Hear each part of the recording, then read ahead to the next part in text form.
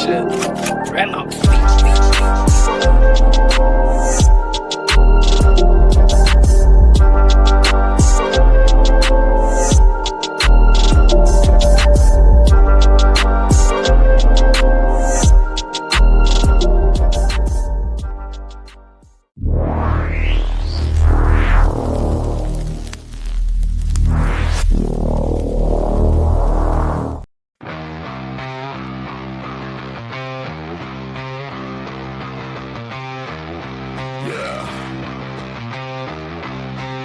That sounds like a you problem.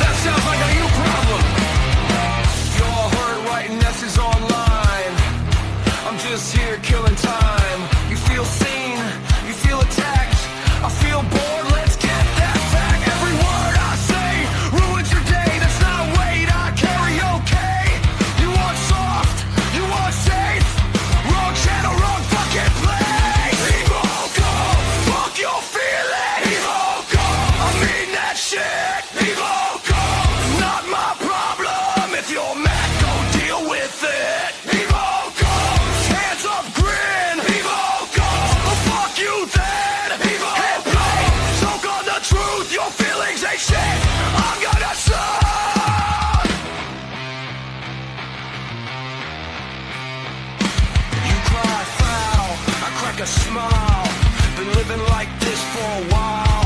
You want growth, closure, change. I want the beat loud and the comments the rage. You say toxic, I say cool. I don't live by your fucking rules. If my tone wrecks your mental state, log off, bitch, hit escape.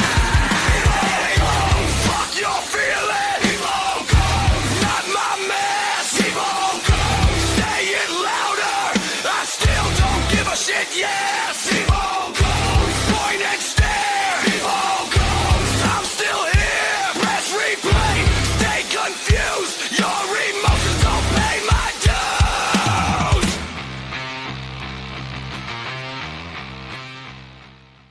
Like, subscribe, share.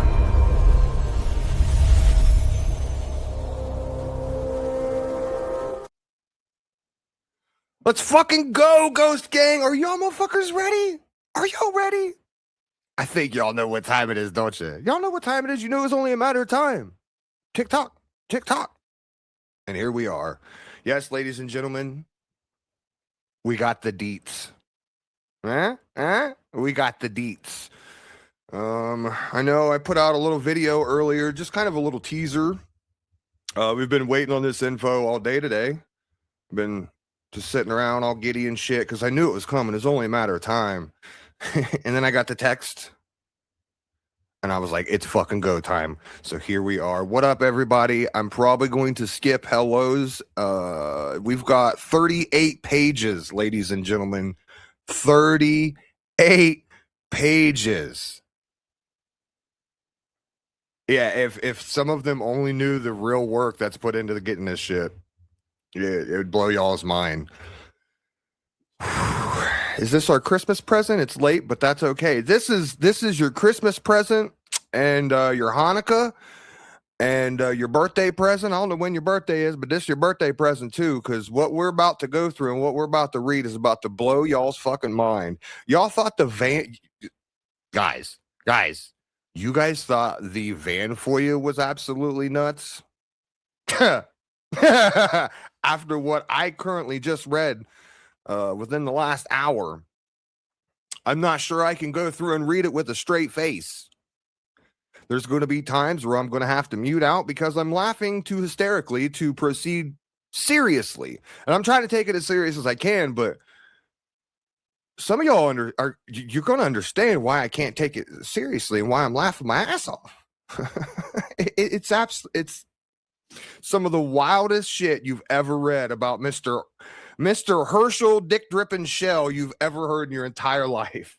Yes, that's right, ladies and gentlemen. I'm changing Ernie's name to Herschel Dick Drippin' Shell. So if you see me say that, I'm talking about Ernie.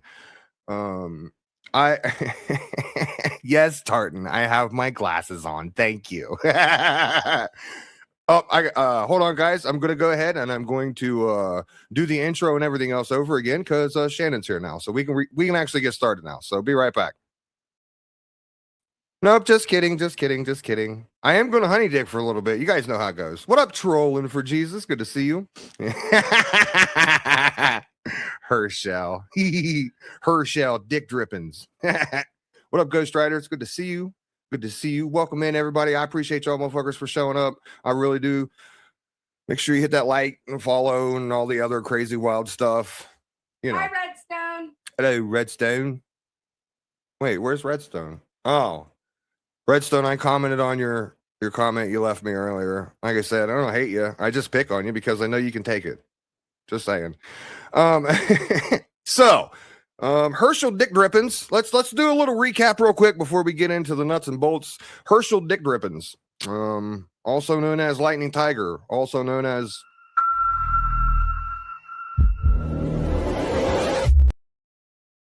got picked up. Was it Saturday, if I'm not mistaken? Correct me if I'm wrong, chat. I got a lot of info rolling around up in the old brain hole up here. Was picked up. Long story short, I'm not going to review the video or anything like that. There's no need to do any of that.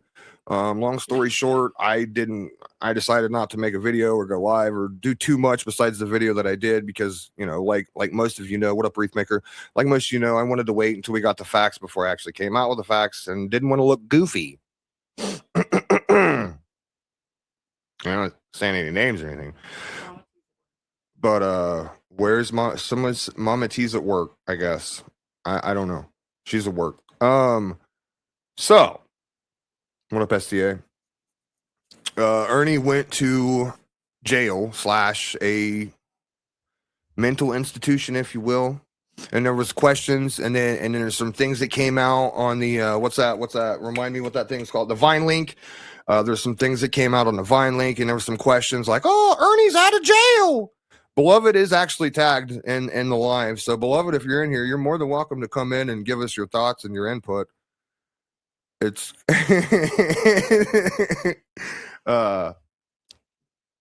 sorry, DJ, you squirrel brained me.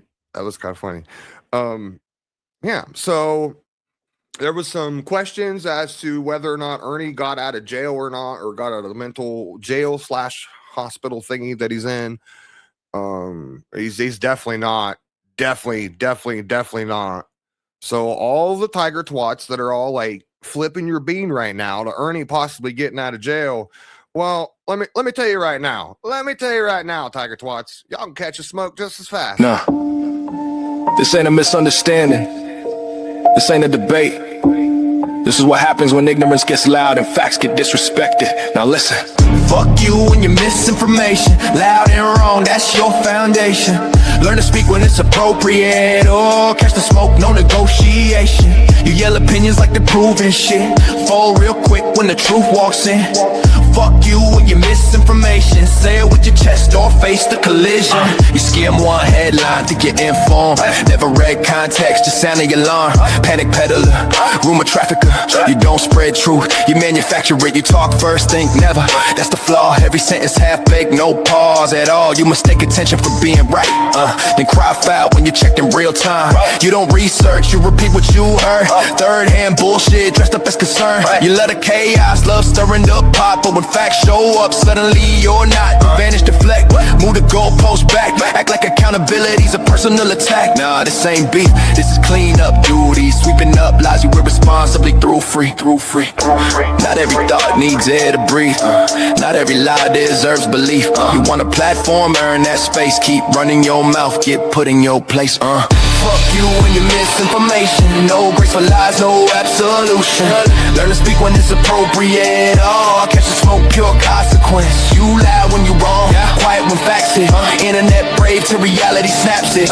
Fuck you and your misinformation. Say it with your chest or face the friction. direction. You confuse my truth with actual facts. That's how damage spreads, let's talk about that. People get hurt when you play pretend, but you don't care long as views come in. You weaponize ignorance, call it a take, but hide it, don't hold weight. You speak on shit you don't understand, then act shocked when it blows back in your hands. Timing is everything, you miss it every time. Running your mouth in moments that require a response. You talk over victims, talk past proof, then hide behind free speech when exposed for the truth. Freedom to talk ain't freedom from cost. You wrote the check, now cover the loss. This ain't censorship, this is correction. A public service announcement and verbal aggression. Read the room. Check your sources. Shut your mouth when you're uninformed. Cloud fades. Receipts don't, and the truth don't need a screen. You love playing expert, hate being checked. Ego so fragile it shatters on facts. You don't debate, you just deflect and spin. Change the subject when you're cornered in. You talk reckless, then call it a joke. Funny how it's not that deep when you're exposed. You chase relevance like it owes you rent. Say anything wild just to stay present. Misinformation and content, it's right. Poison in the feed that you willingly drop. You ain't misunderstood, you're just wrong. And wrong that loud deserves this song. Fuck you and your misinformation. No pass, no pardon, no explanation. Learn to speak when it's appropriate. Catch the smoke, no negotiation. You lie when you're wrong, you when facts hit. Talk big online but crumble in real shit. Fuck you and your misinformation. Think first to live with the smoke you invited. This ain't anger, this is correction. Next time, check the facts. Check the timing, or catch the smoke.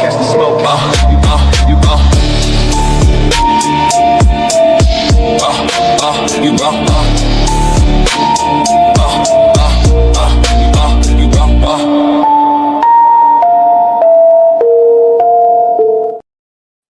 All right, y'all go over there and give Degen a little sub for that video. Degen's been putting out some bangers lately. Appreciate you for that, Degen. All right, so do you guys let me ask a question real quick before I what up, Erwin? Let me ask a question real quick before I go too far into it. Do you guys miss putting taser bolts in the chat? Like, are you guys going to miss that? Because from my reading and what I'm gathering from all this wild craziness is that y'all ain't going to be putting taser bolts in the chat for a minute. It's going to be a minute. So I want to give you guys a chance to get the lightning bolts and the taser bolts out of your system. So go ahead and throw them in chat. If you just can't help yourself, I understand. I get it. It's a important staple in the Ernie Shellosphere, right? Monster says, is that paint dry? Think I got time to mow? All right. I won't do it much longer. Don't worry. Like I said, we've got 38 pages to go through, and I'm even going to read you the wording on how it was worded to get what we got. The best part. There you go. You're getting them. Yeah, get them out of your system, guys. There you go. Maybe we'll have a new Tiger King roll around someday. I don't know. Until then, who knows? But I will announce that maybe tomorrow, if you guys want, I could possibly go live. And I think instead of having a channel funeral, I think we should have a going away party. What do you guys say? I think we're going to need a going away party. Do you like that stage name? I like that idea. And I also like that you just $20 super chatted me saying, doing the Lord's work, exposing real predators. You know what? Stage name, I know you're not Cinnamon, but I'm going to play this one for y'all anyway because I think it's appropriate. I need everybody up front to listen close now. You see Mason over here. Mason is gay. Yes, mama and daddy say Mason's gay. Yes, mammy and pappy say Mason's gay. Yes, sister and brother say Mason's gay. What's that gay motherfucker's name? Mason.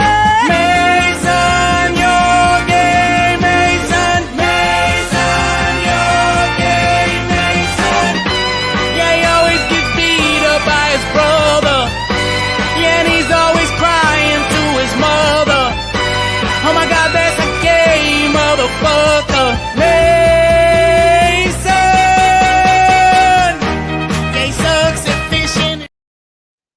where is Mason at now? Where is Mason at now? All right, I think you guys got the taser bolts out of your system. Like I said, 38 pages of shit to go through. So without any further ado, ladies and gentlemen, let me go ahead and pop this screen up here for you so you guys can see what I'm seeing. And we can try and go through some of this together. Now, like I said, when we get to certain points, there's going to be times where I'm going to be laughing hysterically because I can't keep my composure. I'll keep it as serious as I possibly can. But it's rough. There's parts here that are rough, and there's a lot here that it's gonna make a lot of things click, and you're gonna understand a lot better than just saying, "Well, I heard so and so say." We don't need to do that bullshit. All we need to do is wait for the facts, people. We don't have to be the first one to get it out there. Who gives a flying fuck who the first person is to get it out there? All I care about is who gets it out there correctly. You see? That's simple. But before we get too far into it, I do have to give a big shout out to DJ and thank you for that $10 super chat. No more Tiger Kings. They gone.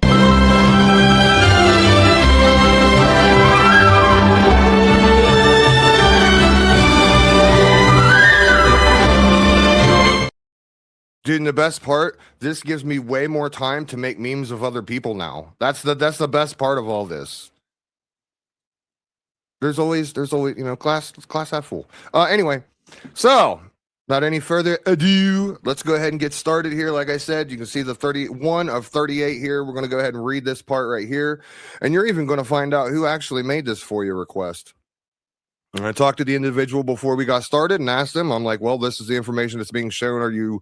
Would you like me to redact this or keep it? And they said, just keep it. Everybody knows it. Who gives a shit? I ain't worried at this point. And I think we all kind of assumed who would, one of us was going to end up getting this. So, let's go ahead and get started. It states you got some record laws up top here. I'll go ahead and start. I respectfully request all records, reports, and documents pertaining to the arrest, detention, and current holding of Ernest Maxwell. Date of birth gives a date of arrest, January 31st, 2026. Location of arrest, current custody location, Bridgewater State Hospital, Massachusetts Department of Correction. If you guys need me, I can blow that up. If you can't see it real well, just let me know. Here, let's do this. Okay. Specifically, I'm requesting, but not limited to, the following records. 1, arrest reports, incident reports, and booking records related to January 1st, 2026 arrest in Medway, Massachusetts. Records documenting the basis for arrests, including any extraditable warrant from the Commonwealth of Kentucky. Any additional charges initiated or noted during the Medway arrest. I'll get, what up, Susan? Thank you for becoming a new member. I appreciate you, Susan. I caught you right at the corner of my eye. And since I caught you at the corner of my eye, have you met Ernie Shell before? Well, you're probably not gonna, because he's in jail now. He's gay, but he has a special connection to classical music. There's many things that are interesting about him. Thank you, Susan, and welcome to the Ghost Gang. I appreciate you. Where was that? Number 3, right? Like I said, I'm jumping back and forth on screen, so if I miss stuff, I'll catch you guys at the end. What up, Wreathmaker? Thank you for that $5 super sticker. I'll save you. I'll get you at the end. Don't worry. I got you. I'll get all you guys at the end. Degen, I appreciate you for the 5 Evil Ghost memberships. If y'all got a membership, make sure you thank Degen for it. I'll get you at the end for that. All right. 3, any additional charges initiated or noted during the Medway arrest. 4, police narratives, supplemental reports, and officer statements. 5, custody transfer records and documentation supporting placement of Bridgewater State Hospital. I'm illiterate, guys, so just work with me. 6, any court filings, clerk notations, or magistrate records associated with this arrest and detention. These records are being requested for legal and protection purposes, specifically to establish cause for orders of protection involving members of my immediate family and myself. Mr. Shell has made documented threats of violence, including threats to murder during an extended period of evasion from law enforcement across multiple jurisdictions. He is currently pending charges in several other states. and the requested records are necessary to support ongoing safety and legal proceedings. And any portion of this request is denied or withheld, please provide specific. It's just some denied if that. Please confirm receipts, and there you go. This request was actually made by Angelo. So let's all give a big shout out in the chat to Mr. Angelo. Thank you, Angelo. Appreciate you for all your hard work, sir, and bringing this to light.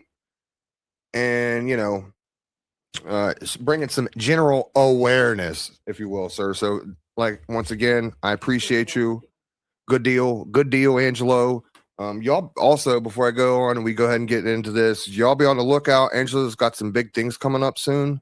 I'm not going to tell you that's tough shit, but just keep your eye out. When he's ready to say it, he can say it. But other than that, just keep your eye out on what Angelo's doing. He's got some interesting stuff in the pipeline here. So let's go ahead and let's get started. Gives you a basic rundown: defendant name and address, Ernest Shell, date of birth, date compliant issued 2226, pre-compliant arrest date 131 of 2026. Let's go ahead and bring this back just a little bit so we can get the whole thing in picture here. And you guys don't need to see me on the screen anyway, so there we go. All right, gives you the court name and everything like that. And as you see here, there's a couple counts and a couple codes. Offense description: A and B on police officer, A and B on police officer, A and B on police officer, A and B on police officer, and resisting arrest. So by what we're reading here, ladies and gentlemen, that's 4 counts of assault and battery on a police officer. Correct me if I'm wrong here, chat. On 131 of 2026. Okay. We got some signatures here. Attorney has been appointed. 2226. Date and judge. Counseled. See, the fee was waived. Arraigned and advised potential of bail revocation. Huh? So you got some little quotation marks over here? Huh? Now, here's another good one, you guys. A lot of you guys are out there like, well, Ernie's been pulled out of the Vine link. The Vine link says this. Well, the reason the Vine link says what it does is because when you're pulled out of certain things and taken to court, it'll actually say, you've been pulled out of this jurisdiction to go somewhere else. It doesn't tell you where else. It just says you've been pulled out, basically. Okay. So just because the Vine link's saying this, you guys have to stop running with that's what it means, because in the end, it ultimately makes you look silly. Okay. So just wait for the facts, like I've been saying. And once you figure the facts out, you can start putting things together. You can do your own speculations and your own little shit. Do whatever you want, but just wait for the fucking facts so you can read them yourself. Like I said, if I'm wrong on something, feel free to correct me. Come send me an email, come in chat, say, no, you didn't read that right, Ghost, you're a big idiot, blah, blah, blah, blah. And there's no mention of any cash giveaways. There are a mention of some other giveaways, but I don't think the officers wanted those type of giveaways. We'll get into it. So if you'll look here, you'll see the 2-2 arraignment. He was held. I'm not sure what the hell that even says. There's his judge name, Hernan or something like that. Not really important as far as what we're going to be getting into. And you also notice number 2 here. Now that's tomorrow's date, 2/3/26, event 15A. So probably more than likely what's going to happen is Ernie may not go back into Vine Link, considering he's had a court date today. He's going to go back, more than likely, he's going to go back into the jail. He won't go back into the medical jail that he's being held at. He'll go back into the jail. He may not be put back into Vine Link, considering he's going to get ripped right back out tomorrow morning for what we're about to discuss. Okay. So let's go ahead, scroll down here. There's some messy as fuck handwriting. And if y'all expect me to read this, I'll do my best, but I'm already illiterate. So let's give it a shot. 15A, evaluation for contemporary competency. Is that a real word? Competency and responsibility. That's a rough one. On this date, that's obviously the judge's signature there. Hereon to wait, where do you see? Oh yeah, hereon to be held pending 15A that's evaluation. Yeah, evaluation on 2/3/26. And there you got two names there, obviously.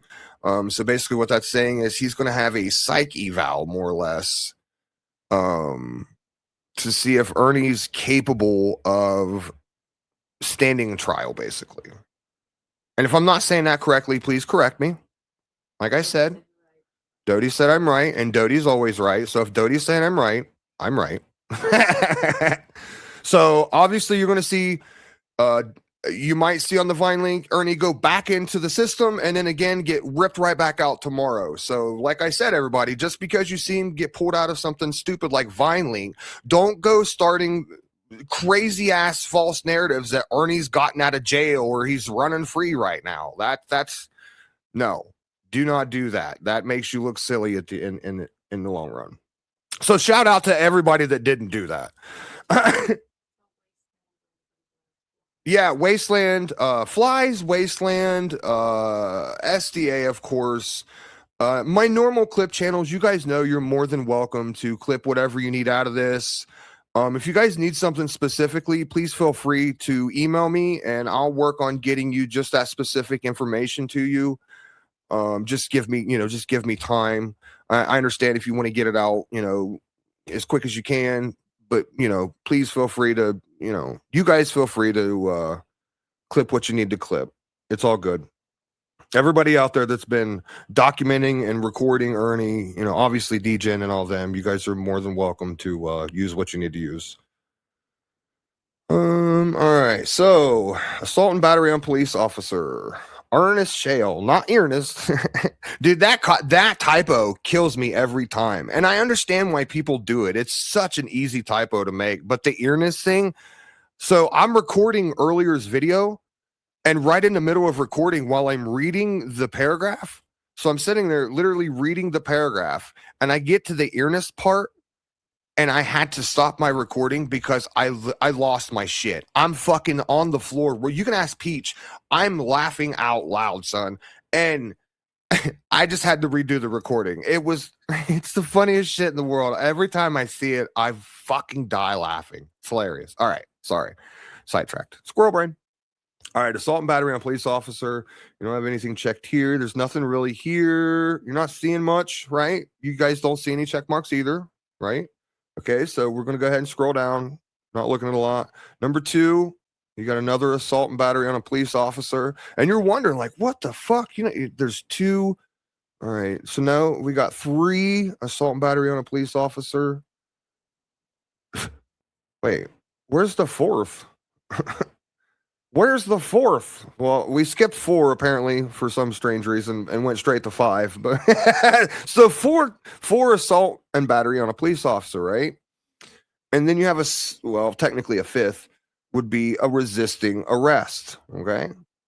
And then another one of tagging property. And you're like, what the fuck was Ernie out? Like, did Ernie have like a can of spray paint in jail or something like that? Like, what the hell? What's he doing? What's he tagging?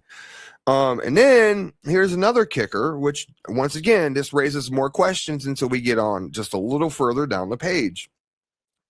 Destruction of property, 1,200 plus maliciously or malicious. Then you have another destruction of property, 1,200 plus malicious. Okay, so now we've got these destruction of property charges, right? Both of them over $1,200, and they both say malicious. So obviously Ernie knew what he was doing when he did it. That's what that should tell you, because they were done maliciously. Those are two felonies in mass. Yes, 2 different felonies. 2. Count it, ladies and gentlemen. And also tagging property. Is tagging property a felony in Massachusetts as well? Just out of curiosity.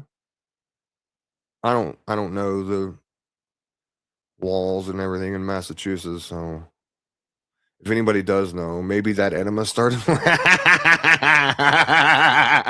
That's a good possibility. That's a good point. Yes, it is, Bibicious says. Interesting. Viper says it could go either way according to this. Okay. Wait, are you talking to me? I don't know. There we go, right there. Yes, wait, no, that's not what I wanted.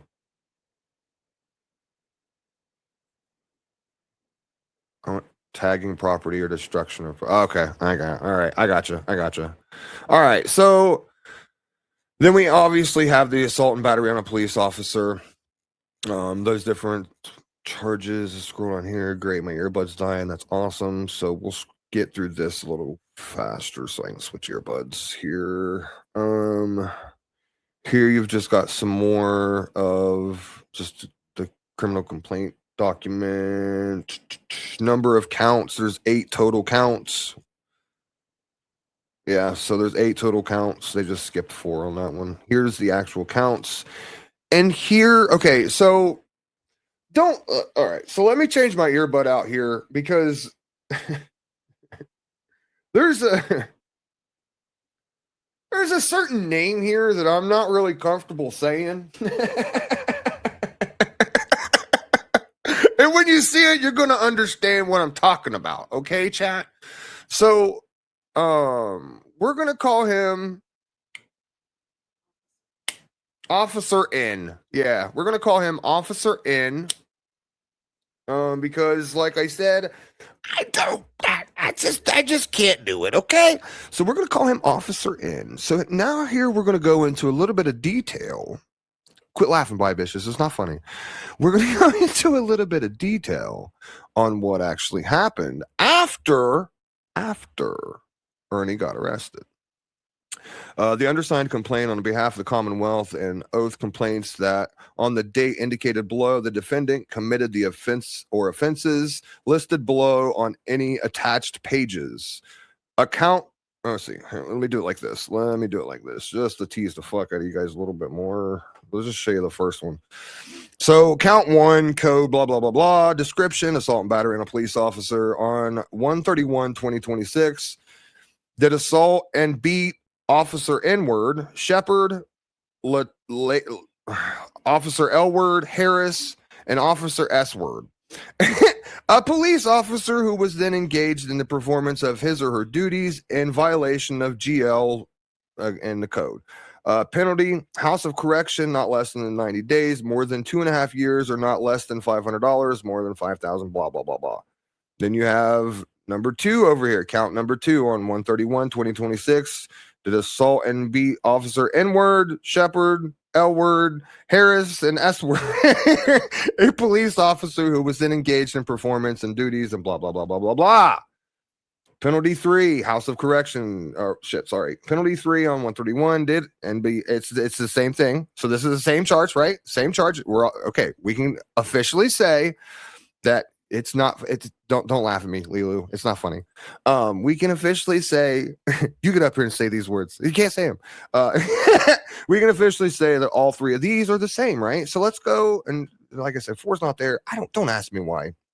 But we can say on 1/31 that this count here, technically 4th, but it's on the 5th. On 1/31/2026, did assault Officer N-word, Shepard, Officer L-word, Harris, and Officer S-word, a police officer who was then engaged in the performance of their duties, blah, blah, blah, blah, blah, blah, blah, blah. Let's go ahead and go to penalty 6, shall we? On 1/31/2026, did knowingly prevent or attempt to prevent a police officer as defined in blah, blah, blah, who was acting under color of his or her official authority from effecting an arrest by 1, using or threatening to use physical force or violence against a police officer or another, or 2, using some other means which created a substantial risk of causing bodily injury to such officer or another. Keep that in mind as we're going through this and reading this, chat. Keep that in mind, okay? Penalty, jailhouse, or correction, more than not 2.5 years, blah, blah, blah, blah, blah. You got some signatures here. Count number 7 on 1/31/2026. Here we go. spray or apply paint or place a sticker upon a building, wall, fence, or sign, tablet, gravestone, monument, or other object or thing in a public way or adjoined to it or in public view or on private property. Such persons commonly known as taggers, and such conduct of activity known or commonly known as tagging, or other words or phrases associated to such persons conduct or activity, sorry, and either as an individual or in a group did join together, which such group with the intent to deface, mar, damage, mark, or destroy such property in violation to, there's another code that we're not going to discuss. And the penalty, House of Correction, not more than 2 years, less than $1,500, blah, blah, blah, blah, blah. So what do we say, chat? Do we say, how many accounts was there? Is there 6, 7, 8? 8. Count 8. On 131, did willingly and maliciously destroy or injure the personal property, dwelling, housing, or building of town of Medway. The value of property so destroyed or injured exceeded $1,200 in violation with another code. Penalty, state prison not more than 10 years. Or jail not more than 2.5 years, and fine the greater $3,000 or 3 times the value of the property so destroyed or injured, which we've already seen was exceeding $1,200. We all know Ernie ain't even got $2 right now. So there's that. Number 9, on 131, did willingly and maliciously destroy and injure the personal property, dwelling, house, of building of town of Medley, the value of the property so destroyed or injured exceeding $1,200. The exact same thing we just read. State prison not more than 10 years or jail not more than 2.5 years. So there's the other charges. Let's keep scrolling here.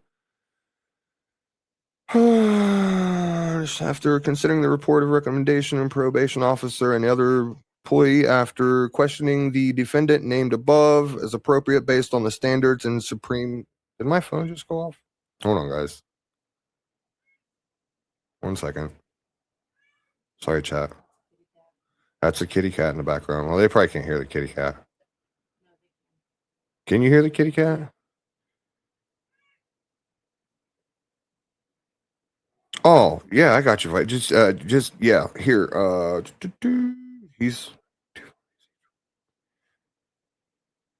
Can you send that link to me, please? I got Peach sending that to me. I just not seeing it. I just not feel my phone vibrate.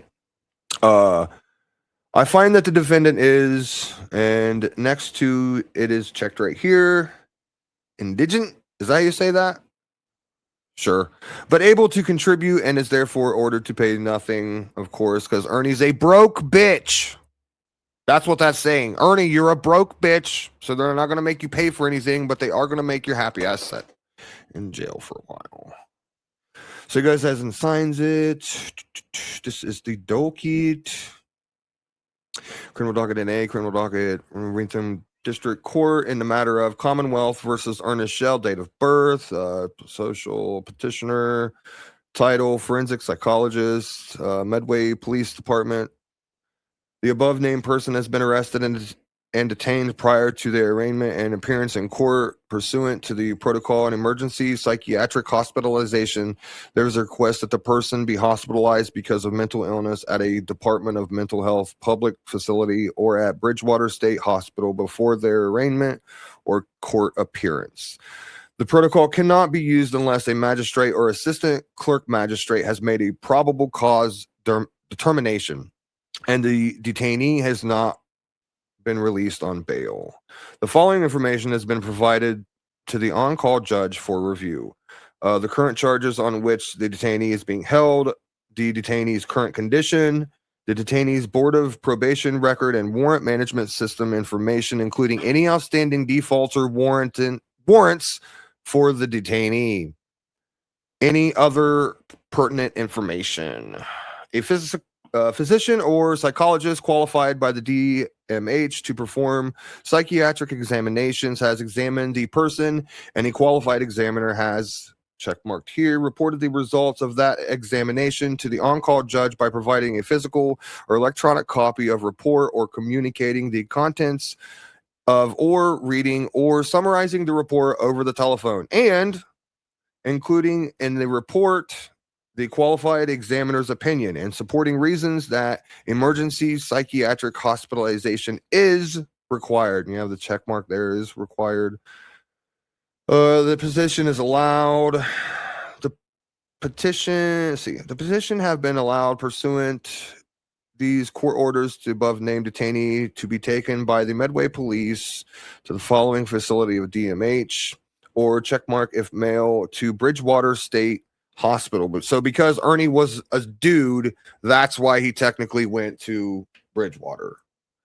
Just to be realistic, there's no guarantee that puts him away. That's right. There's still, I mean, he could still get out of all this wildly. Like at the end of the day, like he still has, like he could still get out all of this. Okay. I think this is where we're starting to. We're starting to get into some juicy deets, if you will. You guys wanted the fucking tea. We're about to get to some fucking tea and some body fluids and some things that are just, I just can't talk. The court orders the petitioner, blah, blah, blah. On 2/2/2026, officers of the police department which made the arrest shall appear at such public facility of the Department of Mental Health or Bridgewater State Hospital at 8:30 a.m. At such time, the superintendent of the public facility or the Bridgewater State Hospital shall return custody of the detainee to officers of that police department. No evaluation report shall be required of the facility receiving the detainee pursuant to this order. Upon custody transfer to the police department, the court ordered under blah, blah, blah, blah shall terminate. The detainee shall then be transported to court by the police. Release at any time of the detainee from the public facility of Bridgewater State Hospital shall be made only to the custody of the police. Only to the custody of the police, okay? So Ernie's not just going to... I'm getting out of here. It's not happening. His position was acted upon a judge name below. There's a judge name, blah, blah, blah, blah. Honorable Janet. Hello, Honorable Janet. Some signatures there. Date complaint issued 2/2/26. Next event 2/3/2026, 8:30 a.m. mental health hearing, criminal case. So tomorrow morning, they will be basically evaluating if Ernie's a fucking psychopath or not. All right, maybe not a psychopath, but they're going to see. Defendant must appear on the above date and time. Obviously, he'll be there. He's in custody. So here we're starting to call into the charges more. Bail set by court. Yeah, so 4 counts of assault and battery on a police officer and resisting arrest. 5. Well, that says 5, but I only see 4 there. I know. I don't know why. Like it's like they fucked up 4th. So they're like, fuck it, we're just gonna skip 4. We don't need 4. Just say. Oh, was it? I don't know. I'm not going back. You guys can go back and look at it. Okay. Okay, so we're gonna keep scrolling down here. Page 1 of 4. I understand the complaint requests that a criminal complaint issue against the accused charging the offense listed below. If the accused has not been arrested in criminal charges, he has been arrested, so we don't need to worry about any of that. It's just more bullshit from Ernie. He's a Caucasian, short, white male. That says 5'8". I don't think that's right. I don't think he's actually 5'8". There's no way. Bruh. It still says his employer is G4S. That's weird. I think if you wreck one of their vans and you prove to be high out of your gourd, you're probably not still an employee. Maybe I'm wrong. I don't know. Nah, he's not getting off that easy, especially after I read what we're about to read next. So there's been some stuff that's been redacted from these that I did not do. This was redacted from them. So don't be like, Ghost, what did you do? That is not me. Offensive code, blah, blah, blah, blah. Description, A and B on police officer, 131. Variables, and there's all the police officers that were involved. Another one. Same thing, all the police officers involved. A hearing upon this complaint application will be held at the above court address. Up there. Yeah, we're not going back up. Date 2/2, blah, blah, blah. Probable cause found for above offenses. Numbers 1, 2, based on checkmark facts set forth in attached statements. Interesting. Okay. So this, I believe, is more or less the same thing because of the charges. So we really don't need to go into this again and repeat this because it's basically the same thing. As you notice, everything on this page is more or less the exact same as what we just read. So we're going to keep scrolling. Like I said, there's 38 pages. We're not even fucking halfway through them yet, guys. This is the exact same thing. This is page 3 of 4 of this, same thing we just read on page 1. There's absolutely no difference here. So let's keep scrolling so we can save a little bit of time here. Nothing's changing, except for, was those on the last ones? They wasn't, was they? No, they wasn't. So here you can start to see the tagging property, the destruction of property start to come into play. The resisting arrest comes into play. See what this one is. Destruction of property.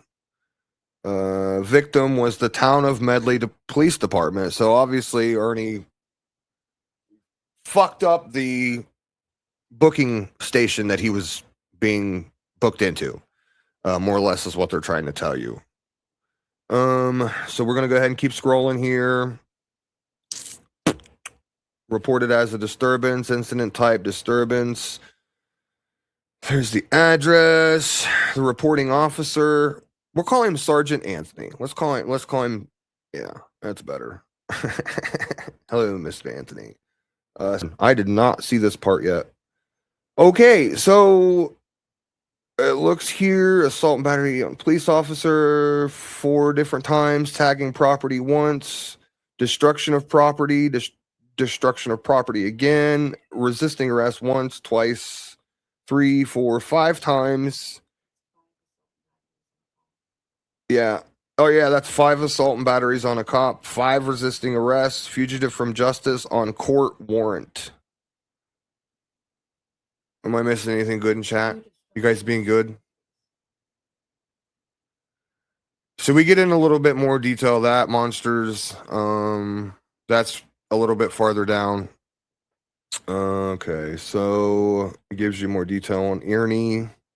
He's a little short guy. He's 46. Okay. Oh, beautiful. Okay, so this is page 20. On Saturday, January 31st, I was working at 7 a.m. to 3 p.m. shift assigned to patrol as the shift supervisor. At approximately 7:26 a.m., dispatch received multiple calls regarding a disturbance at 10 Winthrop Street. The callers, all of whom were following a Facebook Live video, which he probably was confused. He's probably not, real keen on this type of shit. Facebook Live video online posted on a channel called Unlock Your Reality. And this is Sergeant Anthony. This is Sergeant Anthony's description here. Channel called Unlock Your Reality.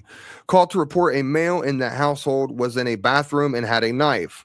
The callers also stated that the male has schizophrenia and other mental health issues. Detective Godino, Officer Clark, and I responded. Upon arrival, we approached the front door located on the front porch. I unholstered my department-issued weapon and held it at low ready, never raising it above my hip. I felt the door handle and found that the door was unlocked. I pushed the door open in order to see inside while remaining outside and calling out to any occupants. Officer Clark was behind me, and we could see one male standing to the right side of the house by a hallway and another to the left side in a sitting room. We announced our presence and asked if anyone else was in the home. While speaking with both parties from the outside of the home, I could see one male. The male in the sitting room to the left side of the home was holding a phone as if recording us. He was holding his other hand up to show that nothing was in it. I saw him throw what appeared to be a small item down away from his body. I directed this male to move to another corner of the room where I approached him and conducted a pat frisk for weapons. Detective Godino entered the room with me and we secured a small black pocket knife, which had been thrown onto the chair. Officer Clark began speaking with the other male party soon after, identified as Chris Forte. I think whatever. Chris Forte. Excuse me. Detective Godina and I began talking with the male who we shortly after identified as Ernest Shell of Kentucky.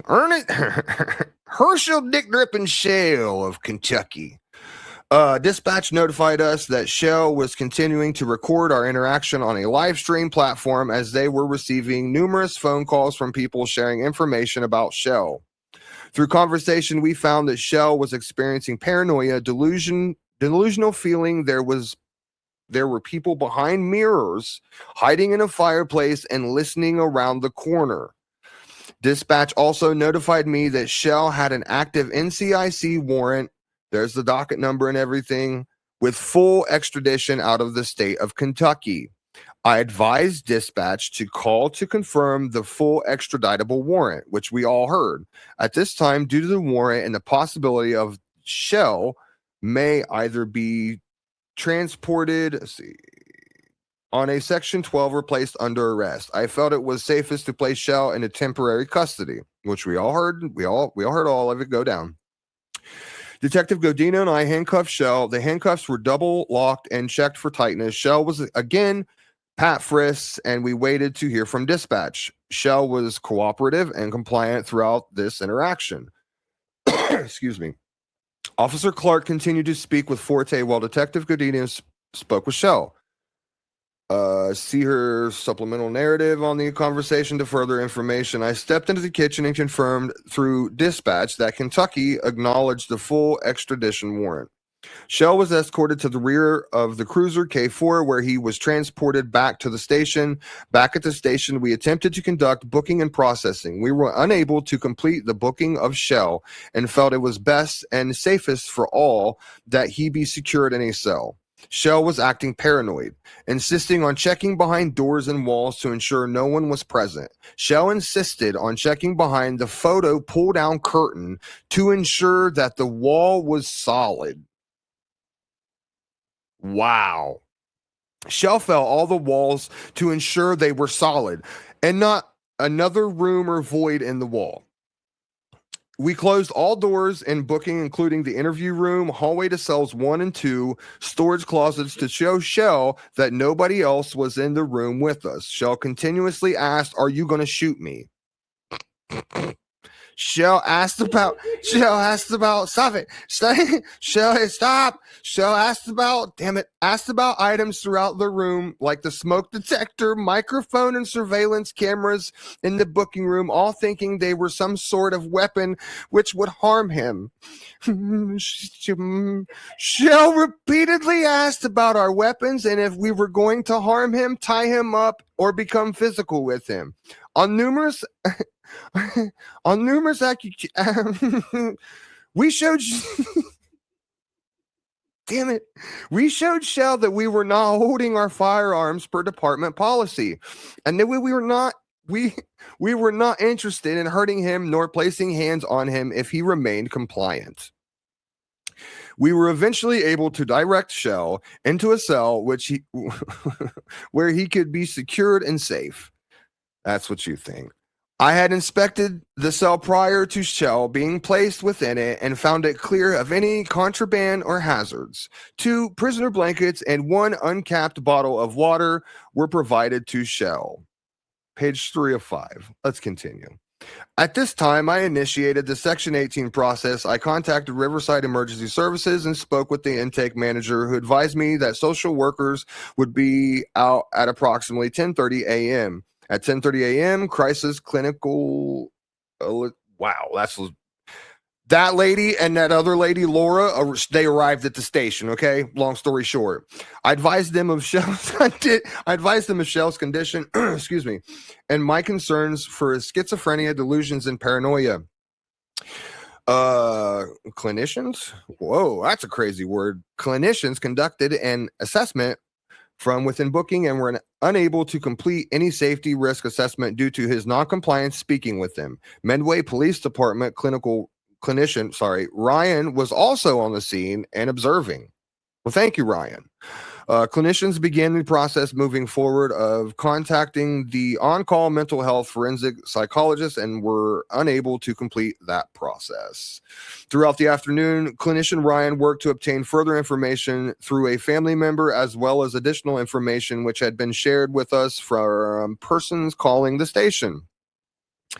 Clinician Ryan gathered enough pertinent medical and psychological history of shells from a family member to conduct a risk assessment and provide necessary information to the Department of Mental Health Forensic Psychologist Dr. Brown, blah, blah, blah, blah. Dr. Brown at around 2 p.m. stated that he would be on the way to conduct an assessment himself. During that time between Shell entering cell number 3 and later being removed from cell, he was observed through the department security cameras and checked with key fob regularly. Shell defecated on the floor of the cell, climbed up on the toilet and smeared his own feces on the clear plexiglass covering all. Shell defecated.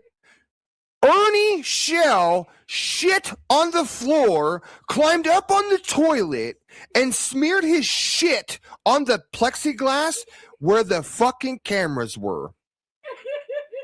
Short story, ladies and gentlemen. Short story.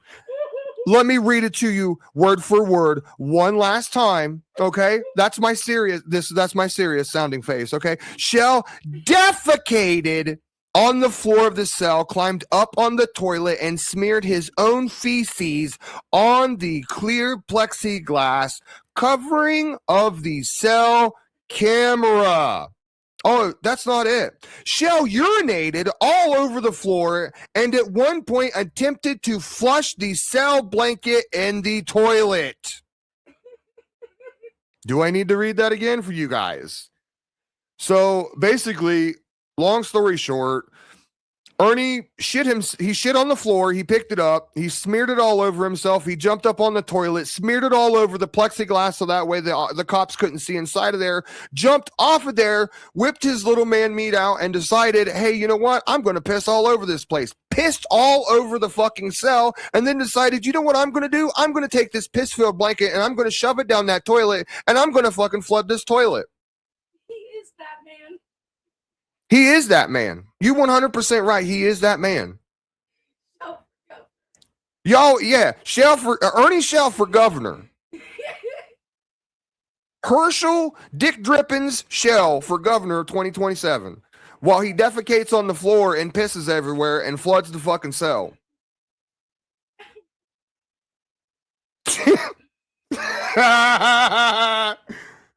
It was industrial strength. You're right. I bet Ernie just pulled his butt cheeks apart and just let it flow, boys. I bet you $100 he just whipped her apart and said, watch this. $100. Anyway.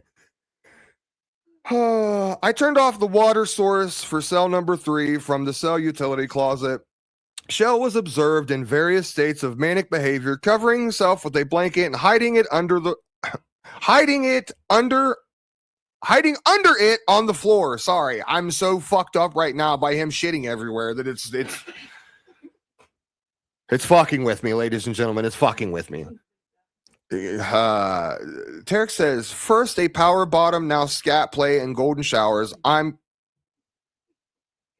kink shaming today, big dog. You know what? You allowed to kink shame today. You know what? Because that's weird, Ernie. You don't get look, boys. You don't just get locked up and you don't just decide, you know what I'm gonna do? I'm gonna shit all over the floor and I'm gonna rub it everywhere. You guys watch this. Hold my beer. That's not a hold my beer moment. Yeah, we was able to find out who. Yep. Shell was observed urinating and defecating on the cell floor on multiple occasions. So if you thought, oh, well, it's just Ernie's sudden shock of energy why he's pooping on the floor. No, ladies and gentlemen, he pooped and pissed on the floor multiple times. Multiple occasions.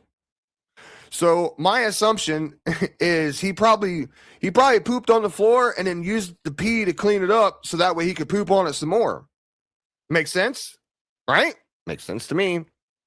At approximately 7 p.m., Dr. Brown arrived at the station and began conducting an evaluation of Shell. Officer Elward and I escorted Dr. Brown into the booking room where he conducted his assessment through the cell door. I don't know if I would have even got that close to Ernie because at that point he probably smells fucking awful. You thought his dirty feet were bad before? Imagine him running around a jail cell smashing poop and piss between his fucking nasty toes. Yeah, all you ladies out there that were like, oh yeah, Ernie, I'm going to flip my bean to you. Imagine him running around in a jail cell all over just shit and piss. And y'all were like, oh, let me rub your feet, big boy. Get the fuck out of here, nasty fucks. Dr. Brown requested at this time that Shell be transported to the hospital to be medically cleared prior to being transported to the hospital. Medway Fire EMS was dispatched for a transport to the Milford Regional Hospital. See continuance of this report. So I think we need to take a quick break from this report, and I might I'm not going to get to play this for a long time, so I'm just going to go ahead and play it now in remembrance. Maybe we'll play it on the Going Away show too. I only talk to God when I'm getting tasered, and I only pray when they take me to jail. I got 27 cops right outside my trailer. Oh, God, and I only talk to God when I'm getting tasered. And God, I'm getting tasered. Well, I bet. All right. Slow Terry. Where you at? Where are the Tigers at? Seriously, where are all the Tigers at to defend Ernie rubbing poop on himself? That's what I want to know. Y'all know you're allowed in here. Like, my moms ain't going to block you. If anything, we're going to laugh at you. Feel free to send a super chat if you want as well, for getting this, and I'll send this super chat right where it needs to go. Don't worry. New skill unlocked. Jail cell waffle stomping. Anybody want a waffle? Syrup provided. Hot syrup at that too. Man, I just can't believe, like, y'all really, like, y'all followed the poopinator around for like years. You realize that, right? Like, you followed some dude around that just poops all over the place and then just rubs it all over himself. Like, that floor looks nice. I'm going to poop on it. Then I'm going to piss on it and clean it off, and I'm going to poop on it some more. Like, you guys, that's your cult leader right there. Right? The Poopinator. Yeah, that's his new name. That's his new name, the Poopinator. I am Ernie. I'll poop all over. Oh, I'm shitting all over you. Oh, I'm handing L's to everyone. I'll shit on you, literally. Oh, fucking, you guys followed that. You remember that. All you Tigers out there, they're like, Ernie Shell is such a good person. You remember, all right, that's fine. You call him a good person, but at the end of the day, I'm just going to be like, he pooped on himself. Why do you people on the internet, why do they poop on themselves all the time? I've never shit on myself. I don't understand why some of these people on the internet are like, I shit my pants while I was on the internet. I don't get it. That's a whole other subject, though. Blah, blah, blah, officer N-word that I'm not going to say. And then you guys are going to be like, oh my God, he's a racist piece of shit. All right. 2/1/2026 on Saturday, January 31st. I was working my assignment. We started all over again. The other officer. Because this is another officer. That's the female. This is, yes, correct. This is the patrol woman, technically, if they want to get it right here. Emily Clark. I was working my assigned 7 a.m. to 3 p.m. uniform patrol shift at approximately 7:26. Dispatch received multiple calls reporting a male party having schizophrenic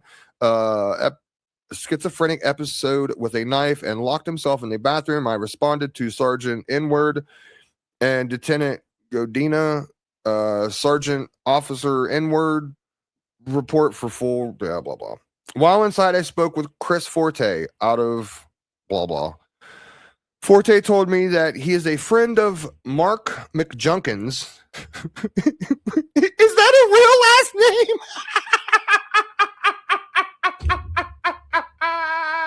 Mark McJunkins. That can't be a real name. That has to be fake. There's no way there's some man out there with the name of Mark McJunkins. That kid would have never made it through high school. Get the fuck out of here. You told the cops you were talking to Mark McJunkins. It's the owner of the residence. I'm done. Oh, God. I'm done. You guys have to watch that movie.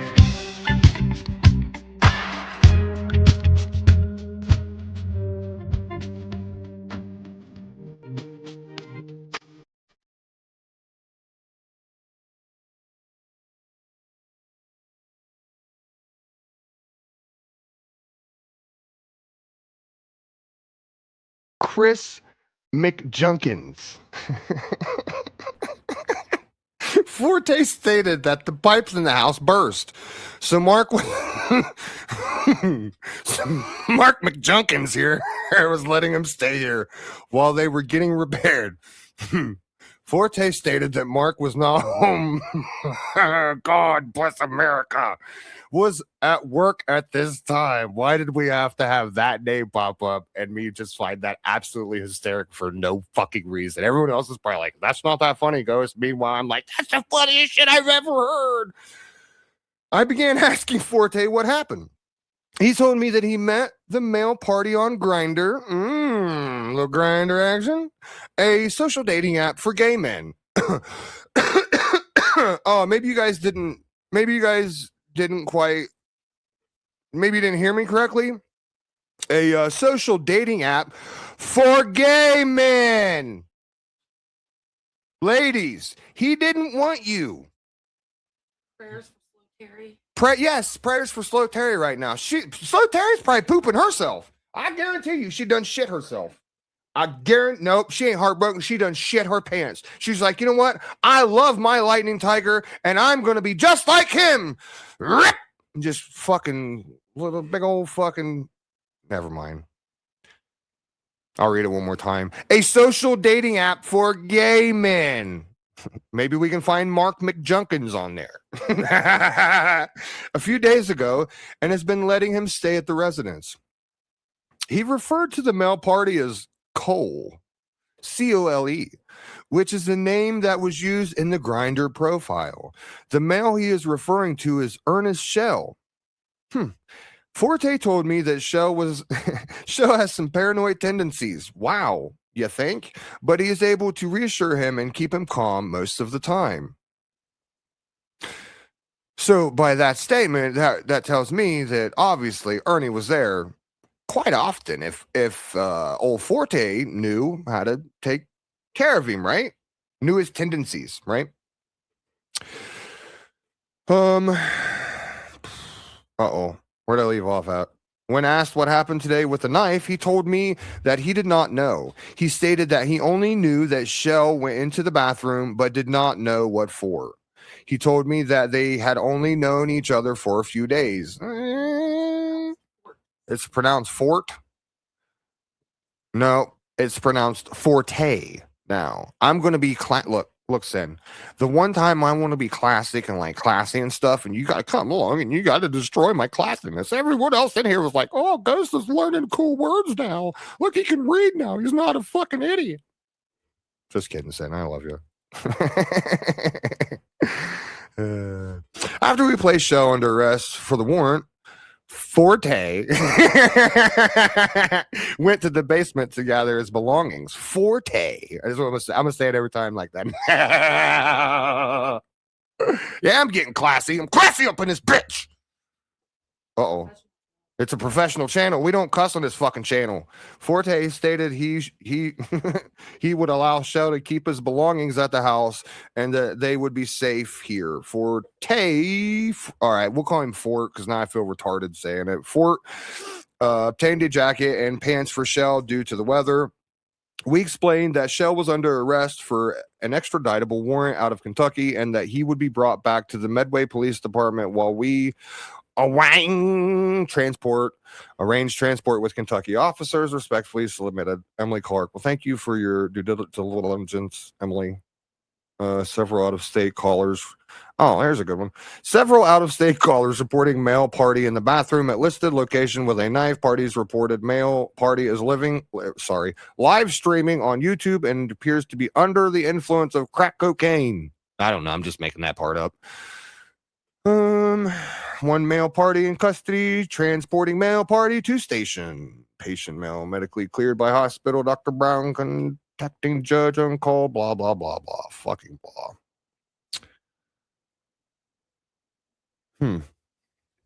Response from NCIC. This interstate identification index response is the result of your record request. Individual's record will be complete when all responses are received. Sources: FBI, Georgia, Kentucky, Tennessee, Virginia, West Virginia, New York, and this rap sheet was introduced in response to the following requests. The information of this rap sheet is subject to blah, blah, blah, blah, blah. Subject's name, Ernest Max Show. Look at that. Earnest. Earnest. There it is. There it is. Every time. Every fucking time. Good old Earnest. Earnest. You know what? You can always, you know what? You may not be able to count. We've never met Earnest, I don't think. I think we've met Ernest M, Ernest Max Shell, Ernest Shell. I think we've even met John Doe, but we've never actually met Earnest Shell. Who is the real Earnest Max Shell? Bum, bum, bum. All right. Blah, blah, blah, blah, blah, blah, blah. We're just going to keep going. Confirm that everyone's caution information, agents, sheriff of Richmond, blah, blah, blah. Any probation via shall see misindication, date of warrant, 8/21/2025. Oh, don't worry, guys. It's just, you know, it's not that big of a deal. It's not that big of a deal, guys. Just a warrant out for my arrest. It's not that big of a deal, right, guys? It's not that big of a deal. Ernie said how many times? Not that big of a deal. Who cares? Who cares? It's not that big of a deal. You know? I can just go back to Kentucky and take care of it. It's not that big of a deal, guys. Hey, Hmm. remember when everybody said that you and Viper were just fear-mongering people? Oh, here, you can go ahead. I don't, you know what, guys? I hate to fucking say I told you so. You guys just remember, I will. Just hold on. I hate to say I told y'all motherfuckers so because you know what? I'm always like, I always tell you this and you dumb idiots don't listen. And then there was, I think like 4 or 5 preaching it. If I'm missing and there was more, I apologize. But there was like 4 or 5 of us preaching that you involve yourself with Ernie, bad things will be in your future, right? Right? I remember saying what was my exact words now? He's dangerous. Oh, that's right. He's dangerous. And everyone out there was like, Ghost and Viper and everyone else, they're just fear-mongering. Hey, put that back up on the screen for me, can you? What am I putting on the screen here? This right here? Okay, well, there you go. I guess. Well, here. Look, right here. Do it like this. There you go. I'm going to steal a phrase out of Lady K's book and not Katie, okay?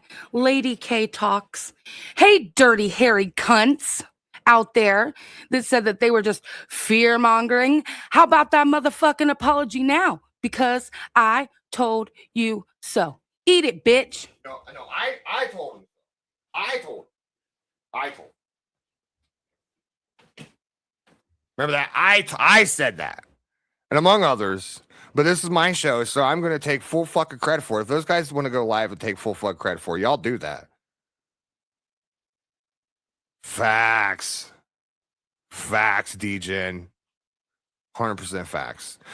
So, you know, I ain't going to hold any, like, resentment against anybody who was like, oh, you fear-mongering piece of shit. But, like, I'll be waiting on those apologies. she's petty as fuck. Meanwhile, armed and dangerous. Well, why is that? Because he has violent tendencies. See that? You just pissed a whole bunch of people off. Oh. Okay, so report as ambulance, instantaneous ambulance. I don't think there's really anything here that we need to specifically go into that we haven't already seen. Facts, Dejan. Whatever, does it say what 05 is, or is that just, does it say it anywhere? No, I don't see it anywhere. I don't know what 05 is, but whatever 05 is. I don't see it on there either. All right, whatever. So that's all of his 5 counts of that, tagging property, destruction of property. So now we know why he got those accounts of assaulting a battery or assault and battery. Hold on. Are you doing it? Yeah, he said go back to the warrant section. The warrant section?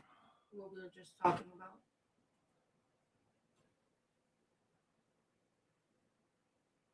What's triple I status?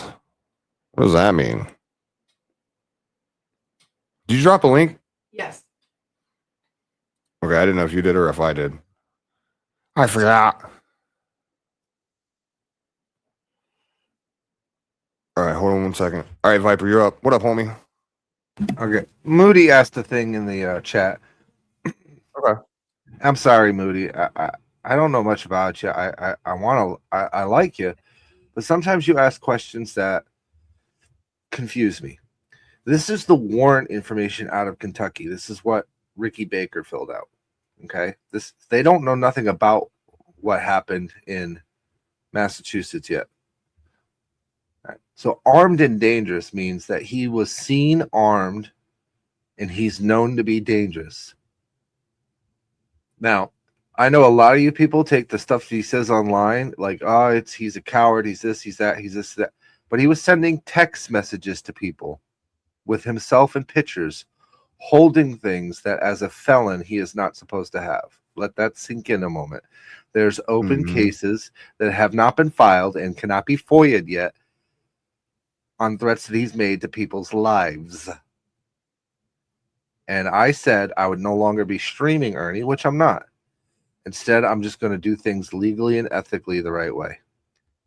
And I left it to everybody else to do their streaming and all that stuff. Because for me, it's not about content. I don't give a fuck about the content.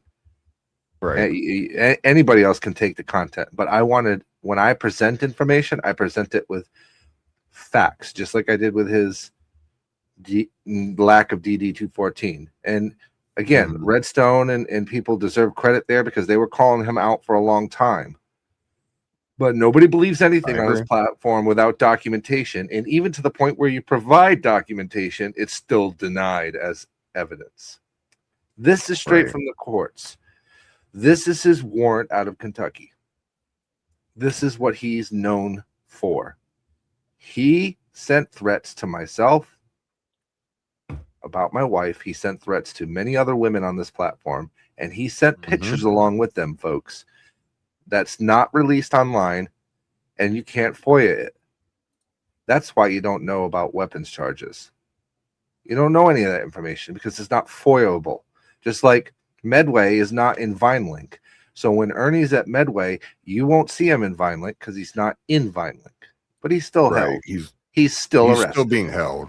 Right. He's just not, he just doesn't show up on VineLink. And his bond has 2 clarifications. One is passing a mental health check, and the other hold is not said. It just says, I forget what it said, but it said something. That's the hold for the warrant. They've already contacted Kentucky. Kentucky has already confirmed they want him. So he's not going anywhere. He's not getting out, folks. Like, there's no chance. Like, I and just want to make sure discussed. I want to make sure I stress that because, like, I took what he said seriously. If you're going to threaten the lives of people that I love, I'm going to take it seriously. I don't care if people don't think he's brave enough to do anything or not. The fact that he's sending pictures with himself armed with weapons, and then telling me he's going to kill my wife and make me watch. Yeah, I'm going to take that pretty seriously. Sorry. Yeah. So I'm not done. Sapphire brings up a really good point that goes right along with you. He is dangerous when he comes and video records my home at 1 a.m. and creeped around our windows. Like that's weird. That's weirdo type behavior. That's dangerous. Stage name, you don't need to pray that I follow through because I actually do follow through. If I say I'm going to do something, I do it. Yep. 100%. Yep. So all of this information was already turned over to my police. That's it. Because he is dangerous. He's gone to people's houses unannounced. He's made threats. He shows up in random places. I'm not terrified. SG's back at the beginning. That's why she's asking these questions. Okay, it makes total sense now. So she's all the way back at the beginning, and we're like an hour and a half into it. So she's like, yeah, she's just behind. Yeah, I mean, I'm sorry, Moody, but sometimes people ask some crazy ass questions or make some crazy like Slow Terry and freaking Justice or whatever the hell her, like these people. First of all, if you have crimes and justice in your name and you're not fucking doing your due diligence, get the fuck out of their name and get the fuck out of your crime. Point blank, because you don't know what the fuck you're doing. You don't know what I'm just gonna be honest. D-Gen took over this shit because D-Gen did it the way it needed to be done, which is with proof, evidence, and without any emotion involved. And I had too much emotion involved. And I'm not gonna lie, I was too emotionally involved. Not the right person to be putting this shit out on the fucking network. It needed to be somebody that was logical. So thank you to D-Gen. Thank you. And whether people like her or not, thank you to Redstone. Thank you to Lisa. Thank you to everybody who made the calls. All that shit played a role in this. But now it's our time. If you have things you need to file on Ernie, you need to take this fucking report and you need to go file your charges. Stop letting him get the fuck off and escape with this mental illness shit. He can get mental illness in prison, folks. Yep. He can get help in prison for that. That's what a lot of people they never understand like that. He can get help in prison for that just as easily as he could anywhere else. So I just wanted to make sure I put that out there. If you've had CPS at your house, if you've had threats of your jobs or your children, if threats to slit your throats, Tina, you need to file reports. Stop dicking around. File the report. This isn't a game. This isn't content. Do it. And be precise and on point on your report. Don't say he threatened to do this and then talk about your grandma or some crazy shit like that. Like let's use common sense here, folks. If this is what you want to do, like yes, this is what you need to do. Badlands has the videos. Constance has the videos. D-Gen has the videos. Traders has the videos. Who else? Name some more. There are other people. I've got a couple. I mean, I've got a couple months worth, but not really a whole lot. Thank you to everybody that helped and believed in me. I appreciate it. Thank you very much for presenting this, Ghost. I appreciate it. I know it's not exactly the easiest thing to do. I mean, it's not hard. It's just a lot of reading, and I love reading. Reading is fundamental. You saw. Continue on, sir. I'm gonna drop down. I just want to put out that thing that this is from his warrant. He was armed and dangerous because people were reporting things which you're supposed to do. It's not snitching. It's not snitching. We're in a see something, say something world, folks. You see something, you say something, and you say it to the correct people. Period. And you keep going until somebody fucking listens. Because I'm going to tell you right now, Kentucky is a big no offense to anybody from Kentucky. But your law and your criminal justice system is a fucking joke. Yeah, Fucking it really joke. is. Because they're the reason Ernie's like this. Because they kept giving him a way out. That's all I got. Thank you. You know, keep that link close to you, Viper. If you need it again, you know, you're more than welcome. You jump back up here and say whatever you need to say. Tarek, if you'd like to come up, you can come up as well. I don't know if I didn't even ask. I was just in such a hurry. Here, before I do that,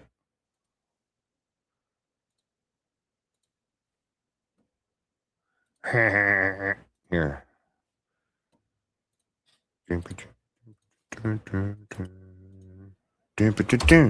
There. All right, so let's go ahead and get back to this. We're almost finished up with, we're on page 20. Let me see here. Page 25. All right, so let me go. So this is where we were at. I was scrolling down here. The incident report.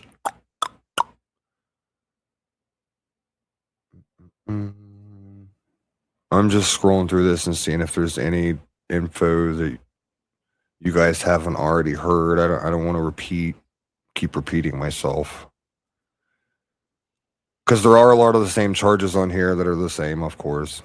All right, so didn't we read this one already? Who was the first officer? What was the first officer's name that we read? Yeah, so we read that one, didn't we? Sergeant Inward. Yes, and we read her version. Yes, that's his version again.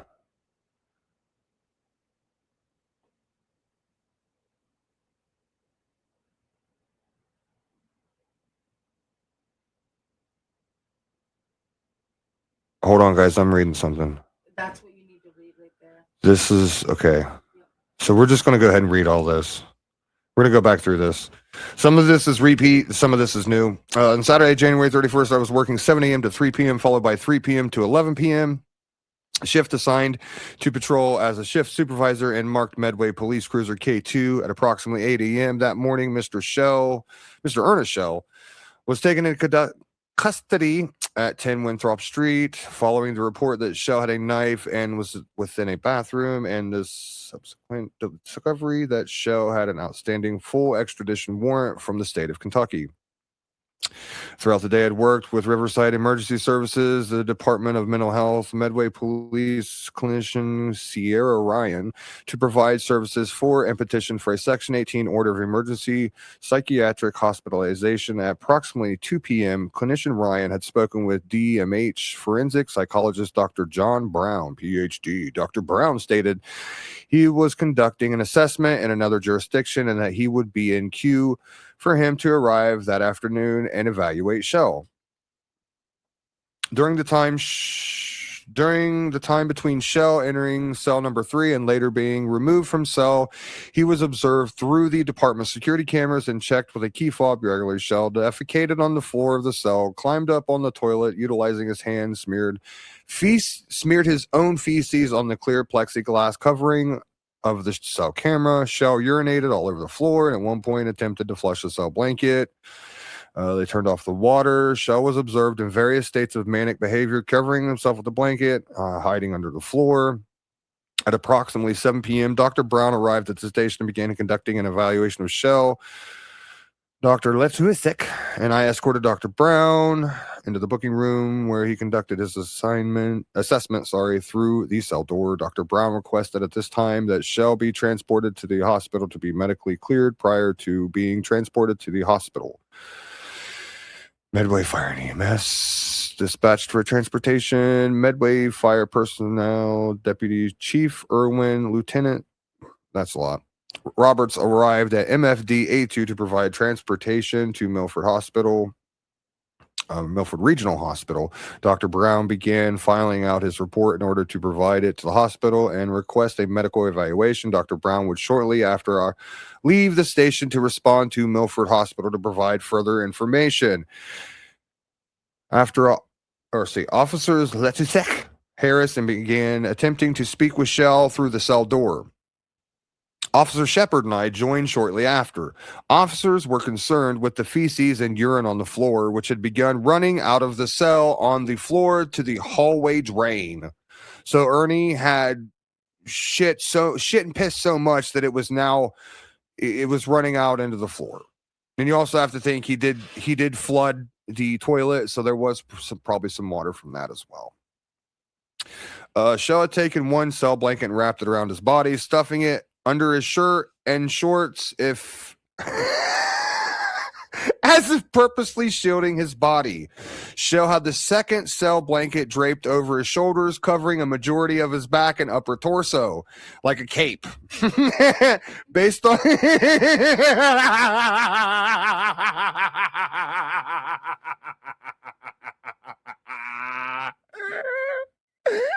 Yeah, a cape.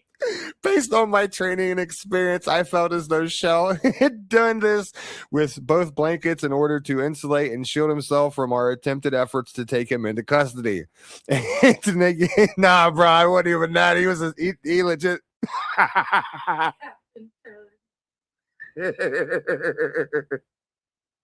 He legit thought he was a superhero. Captain Poopinator! And to negate the effectiveness of a taser is if officers had attempted to incapacitate him with an ECW. Shell was also holding a water bottle with what we could see was full of liquid, probably piss. The window of the cell was covered in urine and feces, and we could not clearly identify the contents of the bottle. Officers attempted to negotiate and direct Shell to place the bottle on the floor and be compliant for about 20 minutes. Shell was not cooperative. Shell appeared as though he was looking right through us and often staring away from us as we spoke. So kind of, if you guys remember, he would kind of, what the hell was that lady's name? He would Thelma us. Shell would state, "I'm putting it down now." Begin motioning to place the bottle down, and when officers moved slightly, would return back to standing directly at the door. After a prolonged period of time of trying to get him to put this water bottle down, it was clear our efforts to de-escalate and negotiate Shell into compliancy were not effective. I decided that officers would go into the cell and place Shell into handcuffs and into the stretcher. A plan was developed to best enter the cell with officers present to do so safely and swiftly. So this is going to answer some of your questions. Why is he getting assault and battery?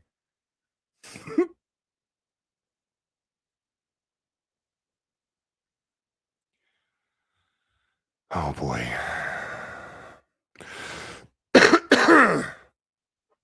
All right. Let me get a drink here. Hold on 1 second. Oh, all right. All right, let me get me off screen. Officer Harris held a clear plastic riot shield from Cruiser K2. So Officer Harris got a big old riot shield. Most of you guys know what that is.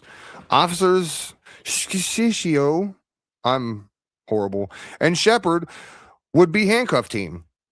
And Officer Letusek and I would assist with physically restraining Shell. We made final attempts to direct Shell away from the door and to put the water bottle down, to which he did not comply. All officers garnered surgical masks and nitrile gloves. Yeah, those gloves, in order to provide basic body substance isolation. Officer L opened the cell door. Officer H entered first with the shield. I followed Officer H, followed by Officer L, Shepard, and, well, yeah, those two guys. As officers entered cell number 3. Dun, dun, dun, dun. Shell intentionally threw a plastic bottle containing liquid towards officers at close range, based on extensive presence of urine and feces throughout the cell, including on the floors, walls, and on Shell's body. Officers reasonably believe the liquid to contain bodily fluids. The liquid made contact with officers and equipment, contaminating them and suspected bodily fluids. As a result of exposure, officers feared potential transmission of communicable diseases. Officers were later advised that Shell may be positive for HIV and has a history of, let's just be honest, he's a drug addict. Due to exposure risk, officers were required to undergo biohazard decontamination procedures, secure contaminated uniforms and equipment, and report to the hospital for medical protocols. You know what that means, ladies and gentlemen? All it took was the Ernie to throw some piss and shit on a bunch of cops, and son, you have done fucked your life up. Just saying, you can get a real good lawyer, but I don't see it happening. Our efforts were immediately counterproductive due to the amount of urine and feces on the ground. I believe all officers slipped. That's so fucking gross. He had shit all over so much. Dude, you can't tell me he wasn't blowing his asshole out with all those fucking... He had been blowing his asshole out with those enemas, and that's why he shit all over this fuck. Dude, that is fucking gross. Our efforts were immediately counterproductive due to the amount of urine and feces on the ground. I believe all officers slipped and or lost footing and fell at one point or another. Officers attempted to use hand controls to secure and restrain Shell from kicking and resisting with failing efforts, as we were unable to obtain traction and leverage on Shell's slippery skin due to the amount of bodily fluids on him. At one point, Shell was kicking and resisting, and officers slipping so much that only Officer Scicchio and I were able to maintain a hand on him. Officer Scicchio was able to maintain leverage by grabbing the chain of his handcuffs and dragging Shell's right arm towards the door of the cell. Wow. I was able to maintain a grip on Shell's left arm. As officers attempted to maintain any sort of control of Shell, I advised them I would be spraying him. Shell's actions occurred after prolonged and unsuccessful verbal de-escalation attempts. His refusal to comply with lawful commands, combined with intentional throwing of suspected bodily fluids, created an immediate risk to officers' safety and health, necessitating physical intervention and the deployment of chemical spray to gain control and prevent further exposure. I motioned to officers to get out of the way, unholstered my department-issued Saber Red Crossfire spray, and did a quick 2-second spray directly into Shell's forehead and eyes. This proved to be momentarily effective, as Shell's behavior changed from resisting and kicking to attempting to shield and any further spray. Officers were then able to grab a hold of Shell by his limbs and physically lift and place him onto the waiting ambulance stretcher. MFD Lieutenant Steigels and Deputy Chief Irwin began assisting with strapping down and restraining Shell with soft restraint. Shell was handcuffed in front of his body and also handcuffed to the stretcher. Shell continued his attempts to resist and slip out of the stretcher in restraints. We placed a surgical mask on Shell's face in an effort to stop him from attempting to spit at officers and MFD personnel. I located a spit mask in the booking closet and handed it to officers to place over Shell's head. This took multiple attempts to secure, as Shell was attempting to remove the spit mask by rubbing his face on the stretcher. Officers were eventually able to secure Shell to the stretcher, enough so that MFD personnel felt comfortable transporting him. Due to Shell being under arrest, Officer Scicchio rode in the back while Officer Harris followed in marked cruiser. I later heard from them that it took them a long... Wow. I later heard from them that it took them along with 6 or more security and hospital personnel to remove Shell from the stretcher and place him onto the hospital bed. Wow. Doctors in the emergency room department had to chemically sedate Shell in order to calm him enough to conduct a medical evaluation. Wow. What the actual fuck, dude?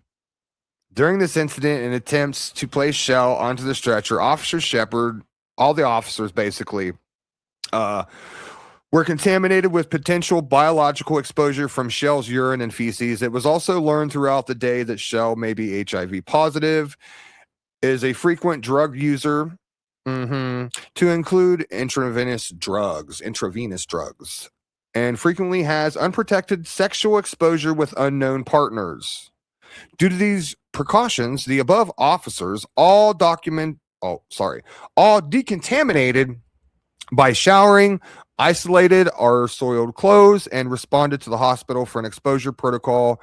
Lieutenant Mink was notified and responded to the hospital as the DICO representative of the department. Sergeant Inward used force by deploying a chemical spray and will conduct a use of force form regarding his report. Officer Harris was forced by utilizing the department shield as a tool and barrier in an effort to drive and direct Shell into the wall of the cell in order to maintain control. So basically they were trying to use the Shell to control where he was going. And try and get some stabilization about the situation, because it obviously wasn't the best place to be. He will also fill out a use of force form. Officer Scicchio used force by utilizing the single handcuff on Shell and dragging him in the cell, repositioning him in a manner which benefited officers' efforts to control and restrain Shell. He also will fill out a report. Trauma Services, a specialized cleaning and decontamination company, was contacted to respond and decontaminate Cell 3, the booking and process room. Medway police cruisers K3 and K4 take and decontaminate the uniforms owned by all the officers that were involved, and to decontaminate the boots and duty gear worn by those officers. So everything those officers were wearing is gone. They gone. A Shell destroyed the property owned by the town of Medway Police Department, located at blah, blah, blah, blah, to include cell number 3. So now there you go. Of the booking and prisoner cell containment area. Shell did so by urinating and defecating on the floor of the cell, causing significant biohazard defacement and necessitating a specialized company to respond, decontaminate, and clean the cell and booking room. As Shell also attempted to flush a department-issued prisoner blanket down the toilet, necessitating officers turning the water off in order to avoid any hazard or damage to the plumbing. So if there is, I bet Ernie gets, you're gonna hear from that too, bud. As Shell resisted the efforts of officers to maintain control of him and place him onto a stretcher to transport to the hospital, this included kicking, flailing, pulling away, and throwing of water bottle full of unknown liquids towards officers. 5 counts represents the assault and battery of all the officers named: Officer N, Officer First S, Officer L, Officer H, and Officer Second S of the Medway Police Department. Based on the extensive presence of urine and feces throughout the cell, including the floor, walls, and on Shell's body, officers reasonably believe the liquid to contain bodily fluids. The liquid made contact with officers and equipment, contaminating them with suspect bodily fluids. As a result of the exposure, officers feared potential transmission of communicable diseases. Officers were later advised that Shell may be positive for HIV and has a history of he likes drugs.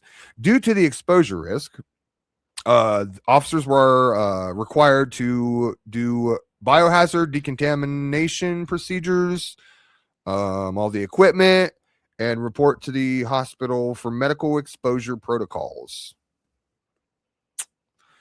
As Shell resisted the efforts of officers to maintain control of him and place him onto a stretcher for the transport to hospital, this included kicking, flailing, pulling away, and throwing of water bottle full of unknown liquids towards officers. 5 counts represents the resistance Shell expressed against all the officers involved. Excuse me, of the Medway Police Department. Fugitive of Justice, Kentucky NCIC warrant. I want to make sure I read that. Those were all explaining everything else. This is explaining this. Eshell stands charged in the state of Kentucky with a full extraditable warrant confirmed and acknowledged by their state. NCIC docket number, and there's the docket number. Tagging property. Eshell defecated on the floor of the Medway Police Department cell 3, then climbed up onto the toilet and utilized his hands to wipe his own feces on the plexiglass covering the department's security cameras. Damn. Obviously, there's the witness list. Let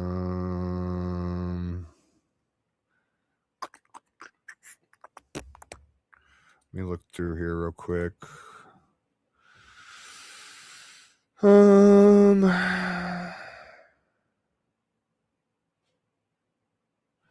There's where they came and got him with the ambulance. They're just giving you the call logs and everything between the ambulance. It's not really important.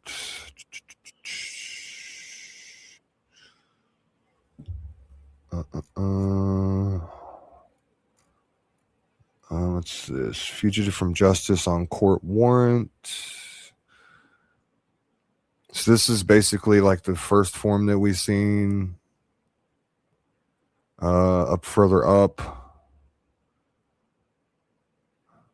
Yeah, because there's the stating that he's going to have to go get his evaluation done tomorrow.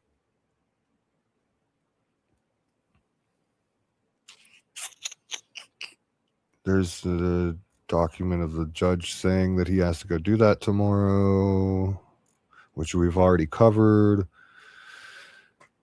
We've covered that.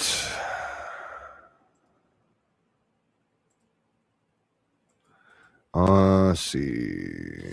Description, fugitive from justice on court warrant. I'll read this to you guys real quick. On 1/31/2026, a fugitive from justice by reason of being present in this commonwealth of being charged with many committed a crime to witness Kentucky and another state, Kentucky, or having been convicted in such other state and escaped from confinement or broken the terms of his or her bail, probation, or parole, and is liable to be delivered under the Constitution of law in the United States upon the demand of governor of such state. They want you back, bud. Yeah, if anybody wants to come up now, if you guys have questions or anything like that, feel free to jump up. I'm just scrolling through the last couple pages to see if it's anything different, which it's actually not. I guess I could read this off to you guys real quick. To see.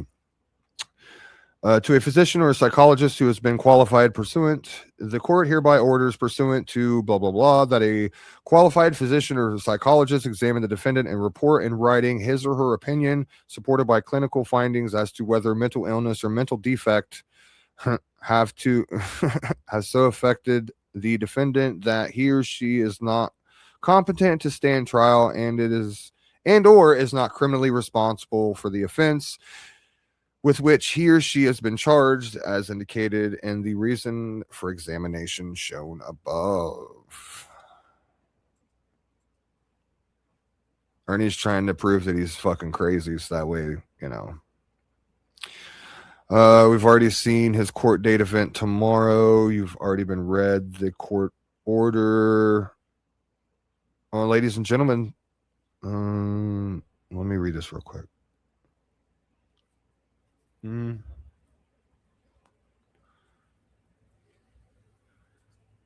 Deliver defendant in such any institution. Hereby ordered to receive the defendant into custody, to keep the defendant safely, and to return the defendant to the court indicated above on the date and time. So more or less, Ernie probably gonna go back to jail. That's what I'm reading.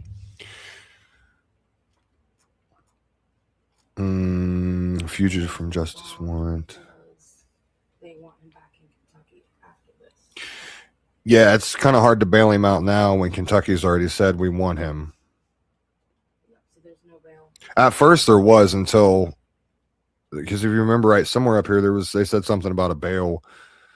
But it said right. Look into it more. Right. That's why once they found out, and yeah, there's no bail. So it's not like any of the Tiger cunts are going to go bail him out or anything like that. That's not happening. Sorry, guys. You're not saving him this time, boys and girls. Whew. All right, Chad. I think that's it. We're done. I'll show you. Like, we're at the bottom of the screen now. That's pretty much everything that we've already read before. There you go, right there. If he was, without bail, he ain't got a bail. There's no bail. So there's the answer to that question. And that's, specifically because they want him.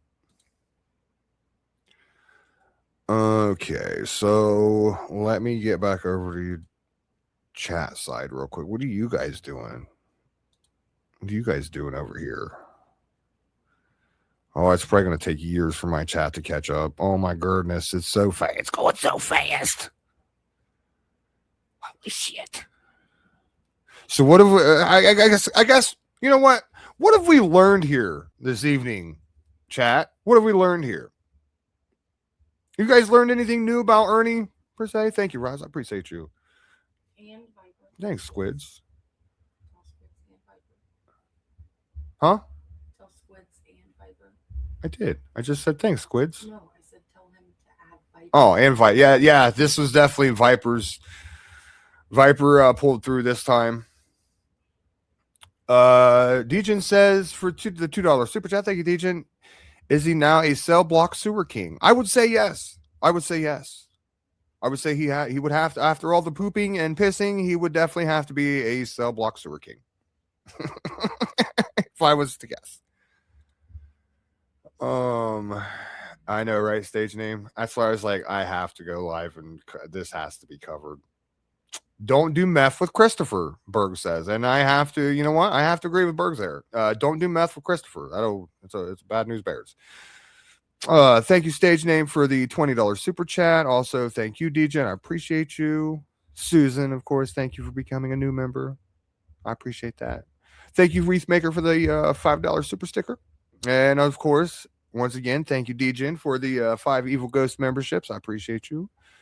And look at that. Wheels coming in hot with the member for 1 month. Oh, good Lord. I don't think I could be governor of Kentucky. Ben Cole says, Ernie wins again. Oh, and a bunch of poop and shit. BS, thank you for the $20 super chat. Thank you. Love you guys. We love you too, B. I appreciate you, B, so much. And thank you seriously for becoming a new member of the Evil Ghost Gang. I appreciate you. Thank you as well, Tarek. We got to read that one more time. First the power bottom, now scat play, and golden showers. I'm kink shaming today, big dog. Thank you, Tarek. I appreciate you, homie. And again, thank you, DJ, for the poop emojis. That's Ernie's new thing. Tarek, thank you for $2. New skill unlocked. Jail cell waffle stomping, boys and girls. All right. He just misunderstood. Thanks. Yeah, okay. Yeah, he's just misunderstood. All right. Thank you, Pat, for the $2. It's not a big deal, guys. It's just a little poop. Facts, DJ. That we are. Country jail and state hospital. He'll get what? What'd I say? Country. Same thing. He'll get shit for help. If he goes to state prison, he'll actually get help, which he needs. And speaking, 1 second, I'm going to take a quick break. Actually, let me just keep going. Fuck it. DJ, thank you for the $2. Of course, he's now a cell block sewer king. Of course he is. Thank you for being a member for 5 months, Stasi. I appreciate you. Thank you for that $10 super sticker, JP. I appreciate that. Y'all are the best. And look at that. Squids, thank you. I appreciate you coming in. Let's see. What's I say? For 25 fucking months. Holy shit, dog. Holy shit.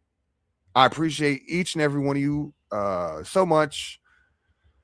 I'm going to have to save some of the Ernie memes for tomorrow night. And other than that, I want to just thank you guys by, giving you a little weeding rainbow.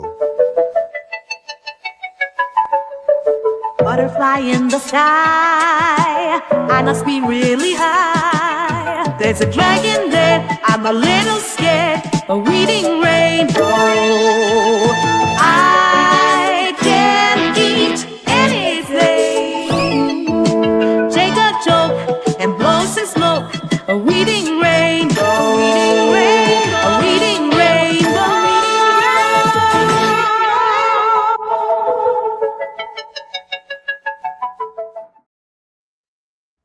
What up, Tarek? The Enema What's King? going Well, on? technically, you're not really the Enema King anymore, man.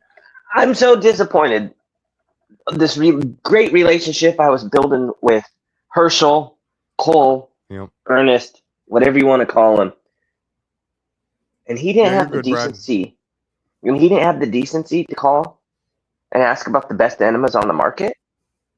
I'd be offended if I was you. I'm just gonna He's be using honest. some bullshit. He's using some bullshit Walmart off the shelf stuff.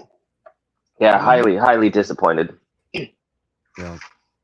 I mean, so let me get some reactions from you. How do you feel about the shitting and pissing on the floor? Wild, Yeah. absolutely wild. Did you Dookie expect bombs.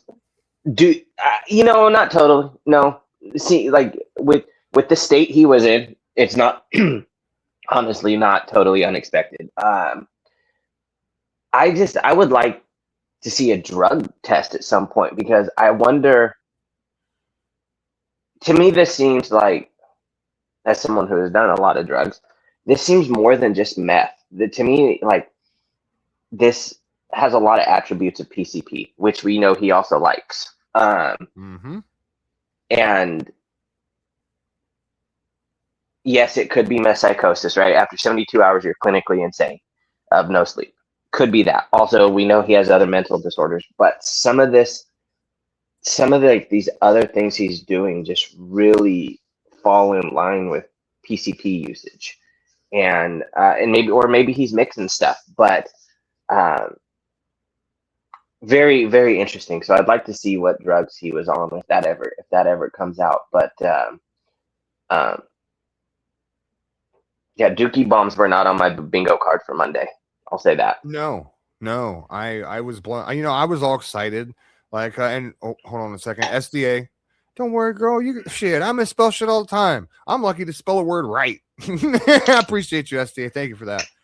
But like, dude, I was all excited because like I was planning to do a going away show for Ernie. You know what I'm saying? Because I'm like, all right, like I know like he ain't coming back for a minute, so fuck it. And then this just like solidified it even more. Like, damn, dog, like you need to go live and we need to play some good music, some going away music and all that good stuff. We need some, if you guys want to come up here and say a few words for Ernie, I'm gonna open up the panel.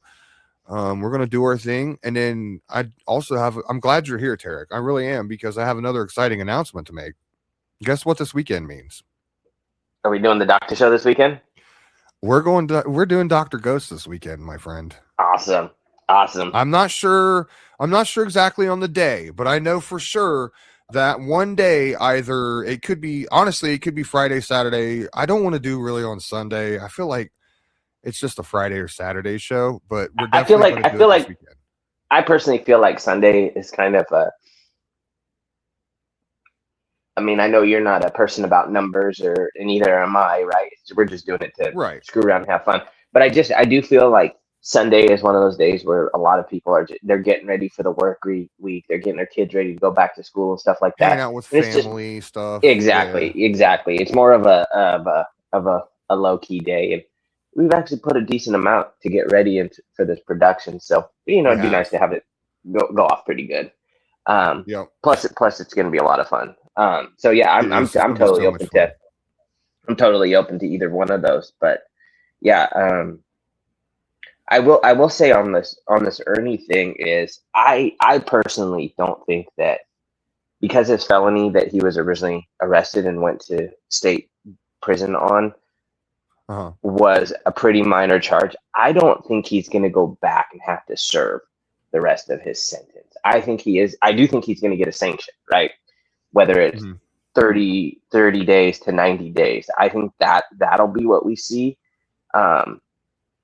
Unless he gets a judge that just says, hey, you can't be trusted on probation and you're fucked, But so it comes down to the judge. But I don't think that he's gonna have to serve out his entire time. I do think there's a lot of variables. There is. I think now, whatever happens, I mean, he still has pending stuff in Arkansas coming up. And then he has, that's in a few weeks. And then he has, now he's going to have new charges from this. Now, do I think he's fucked? Yes, I do. Yes, I do. Yeah. Because, Yeah, because I think now that if Kentucky doesn't want him, now he's going to have all these new charges in Massachusetts. And if he gets released from the hospital, I don't think that they're going to let him go right away. we got to think he's got a court date for Arkansas as well. That's what I'm saying. That's coming up in a few weeks. So honestly, like, I can tell you that Kentucky does want him. Like, Kentucky wants him. There's no ifs, ands, or buts. Like, I know they want him. It's if they're willing to spend the money to come get him, right? They have 15 days. They have 15 days to shit or get off the pot. That will be the big question. I know they want him, right? Obviously, we wouldn't be where we are. Well, we would still be where we are because they were going to take him to the hospital no matter what. So we'd still be here. But does Kentucky pay for the extradition? That will be the question. I personally, so I think it's 50-50. I'm gonna go with the side of I think they're gonna pay that money, just because of the things I know. Like, okay, I think they're willing, and I could be wrong. Like, I still could be wrong on this. Don't like take my word for like, oh, it's set in stone or anything like that. This is just my opinion from what I know. Is that so? So Kentucky, I know they're going to be willing to pay. Let me rephrase this. If he's only going for the absconding, 50-50. I see what right? you're saying. I see. Yeah. If he does, and I'm not saying he has a gun charge because I don't know anything about that or if it's true or not. But if he does have some other potential pending stuff, that is where I see the lever moving to. Yes, you know what I mean. If it's based on strictly the probation absconding, that is where I'm like, that's a lot of money for this really low tier offense, right? He's not at this point, he's not on probation for a violent felony. So a lot of states are kind of like, we'll get him another time kind of deal. And so I think so, but yeah, if there's other stuff playing in the background, then I agree with you that they will take him. So that's how I'll preface that. But I get it. Even if they don't come for him, he's now, this homeless roaming sex and drug addict, right? So I don't think Massachusetts is really going to want to let him go on just a bond. They're not going to ROI him and be like, okay, see you in 3 months, bud. That actually is a good point as well that I didn't think about. I'm glad Viper brought that up. His warrant was actually upgraded. He's a dangerous threat now, armed and dangerous now. So. That's true. I didn't think about that aspect of it too. So now, so if he is considered, a harm and danger to other, then that upgrades it as well. Yeah. I'm looking at strictly, like I said, I was talking strictly about that absconding, right? And I will say this though, if they do pick him up, I feel sorry for him. Because that's not like taking a road trip with your buddies, right? You stop at like every fucking county jail from Massachusetts to Kentucky. And when the last time I got in trouble, I had a traffic warrant for not paying a speeding ticket and not going to court. And I got picked up 3 counties over. And it took me almost 2 weeks to get to the county I needed to be in. I could drive there in 40 minutes. Damn. But it took almost 2 weeks because they only transport on certain days, right? So it took me all this time to get there. And then as soon as I got there, they were like, "Do you have the money for your speeding ticket?" I said, "Yeah." And so I paid for the ticket. And they're like, "All right, see you later." Right. And you're like, peace. And it's like, what? I couldn't. What? You're telling me I couldn't have just given my debit card to the people. You couldn't have just relayed that to the people, like, hey, if he pays his ticket, we'll let him go. Right. Yeah, that's shitty, bro. So Shitty. that I feel sorry for, because You know I got for? I got transported in January, so same kind of time of year, and like I know their buses are basically old Greyhounds, but they're going to be cold as fuck. I mean, it's just yeah, you might as well be on an old Bluebird school bus going across country in shackles. Yeah. Yeah. And I now that we're kind of like, I want you to think about something for a second. Like, I want you to put yourself in Officer N-word's shoes. So, like, bro, you have to think about it. This cop standing there. All of his fellow officers are covered in shit and piss. And like, they just got this bottle of like unknown liquids thrown at them. And they're all like sliding around the room and shit. And like, and shit, literally in shit. And he has to be standing there thinking to himself, like, what the fuck am I doing here? Why am I here right now? Meanwhile, you've got fucking Herschel dick dripping Shell over there, like slinging poo and fucking whipping his dick around, trying to piss on people and shit.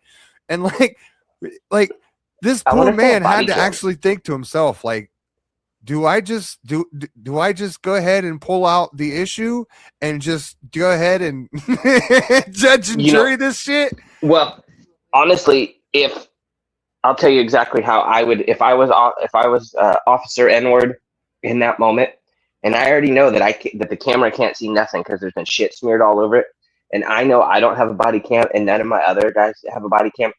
I think I would go in there and just go American History X, fucking curb stomping him. Yeah, I think so. I don't think there'd be any doubt in my mind. Like, I'm going to take that fucking shield they have. I'm going to go in there and I'm going to bash him in the head with it and just do my business. Like, all right, boys, let's get him out of here. Officers don't get paid enough, and correction officers get even less. And so, like, yeah, dude, you just got like those guys just got pooped on for like 45 grand a year, dog. Not too long ago, I was dealing with an overflowing septic, and how fucking nasty and pissed I was about. Yeah, that's my own turds, right? I'm disgusted dealing with my own turds. I imagine this motherfucker just slinging them around the room, slinging turd water at me. Yeah. No, thank you, ma'am. Bro, and that's the thing. It's way worse than just turd water. It's HIV and turd water. Like, fuck. So I own a property management company and do all that kind of stuff. The one thing that we don't deal with in-house? Septic or sewage. Drainage issues, sewage issues, right? No. You got a separate number you call for that stuff, because I don't want to deal with my own turds. I'm not dealing with a stranger's turds. Okay, and that is in your everyday household, right? Now, you can't pay me to get your turd to flush. So you think there's any way you can pay to sling turds at me? No fucking way. No, thank you. Not today, not tomorrow. Hell no. No. That's Virgo does make a really good point. That him smearing the shit over top of the plexiglass where the cameras are, that does show some premeditation there. That shows he knew exactly what the fuck he was doing. He was trying to hinder the police from seeing inside of that jail cell, knowing what he's doing. So yeah, you do have a very good point there, Virgo. That does show premeditation right there. Like, I mean, it'll show. It'll all depend on his evaluation and like how they find his paranoid state to be and all of that, because people do weird shit, and I'm not defending Ernie at all in his paranoid how state. You said doo-doo.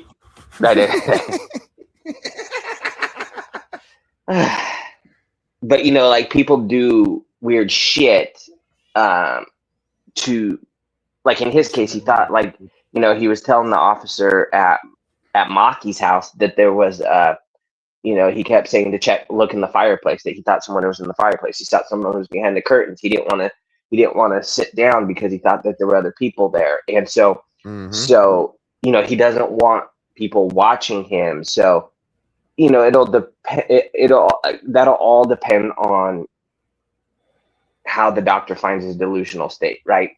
But no matter what, he's still going to have charges for what he did, all that stuff he did. And this is why he needs help, because like, I just don't, I know he thinks, I truly believe, when he says, oh, I'm undetectable. And what did he say like that? He was like, it was a few months ago, but he was like, my doctor said I'm doing so good next month that I won't even show up on tests or something like that. And like basically saying that he's like cured. Right. And I think that he truly believes that. And so I think he thinks he can just go around and do what he wants. But even on the Biktarvy stuff, it lowers your sexual contact, right? And it's not 100%. Nothing is a guarantee, right? Does it lower it dramatically if you stay on it constantly? Yes. And I don't think he uses it constantly, because you saw how many tab packs that Chris pulled out, right? I mean, he had I just don't see him traveling with a 6-month supply of that shit. Like, no. I mean, he was just pulling them out. And then that one day when he was at Carolyn's, and that he took it, and Carolyn was like, well, I never saw him take anything, and he took it. He kind of told on himself because he swallowed it, and he kind of was like, and then he was like, and he kind of was like muttering like, oh, I hate what it does. I hate the way it feels in like 10 or 15 minutes. And I know, like I'm supposed to be on an iron supplement and stuff like that. And I stopped taking it years ago because I fucking hated the way it tasted. I hated the way it made my burps taste like fucking number 2 fucking Dixon Ticonderoga pencils every time I drank or ate. And it made me burp a lot. So I just stopped taking it. So I bet Ernie's the same way. Like, well, I don't like it, so I'm just not going to take it. Or I'm going to take it when I feel like it. I just don't see him being on this strict regimen. Regardless, Ernie's gayer than AIDS. I mean, I was right all along. Like, everyone was like, Ghost, you're so mean. I'm like, no, I'm being serious. Like, Ernie's legit gayer than AIDS. Like, I know it sounds awful, but like, Ernie's gay. And everyone's like, no. I was saying it I was saying that from the first time I saw him, that I think that he's gay or bisexual. And the reason I always have said that is the way he was so outwardly like trying to be masculine. Look at my bulging muscles, like, all that stuff with like always like, talking about ass and titties and, this and that and all that kind of stuff. Like, he's all the time. Yeah. Oh, all these older women, they're sexting me, sending me nudie pics all the time, stuff like that. And it's like, no, they're not, Ernie. No, they're fucking not. And then just like some of the men that he showed up with are definitely gay and questionable. Like, look at Marquise. I thought from day one, oh, they're fucking.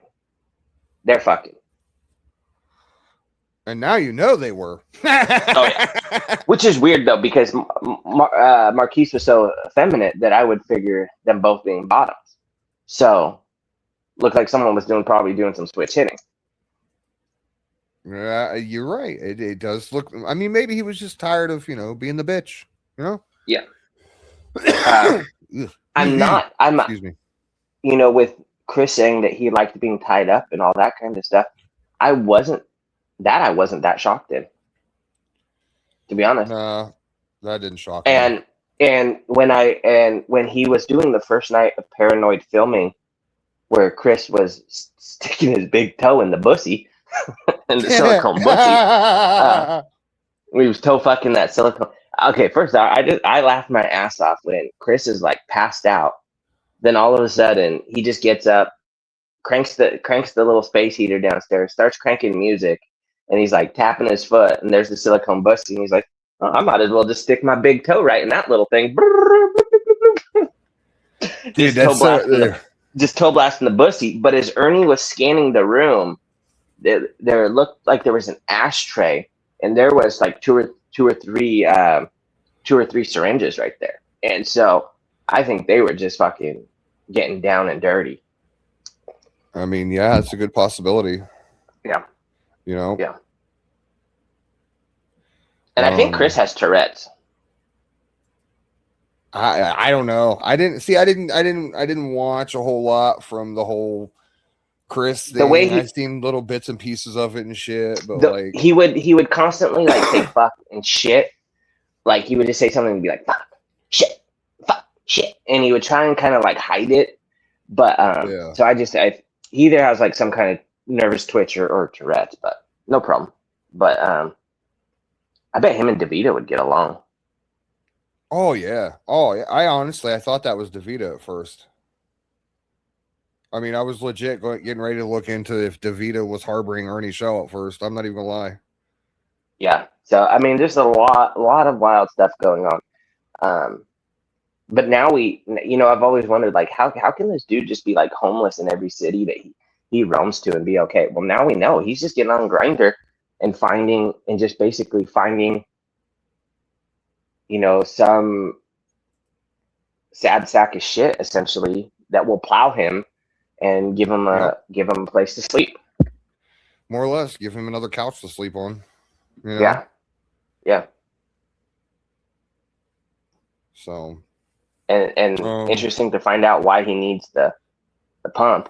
That was interesting. Yeah, right. Eek. Could you imagine if he did like it just for a second, just imagine if like Ernie gets through all this and like if we go through whatever, let's just say he's in jail, and this is just me spouting off shit at the top of my head. Let's say he goes to jail for a year and he comes back out and he comes back to YouTube. Like, wouldn't you be embarrassed by all this coming out and everything? Like, wouldn't that be too embarrassing for you to come back to YouTube? Or do you think Ernie is just that type that he would come back regardless? But before I ask you that, I have to introduce to the stage the one, the only Shannon. What up, Shannon?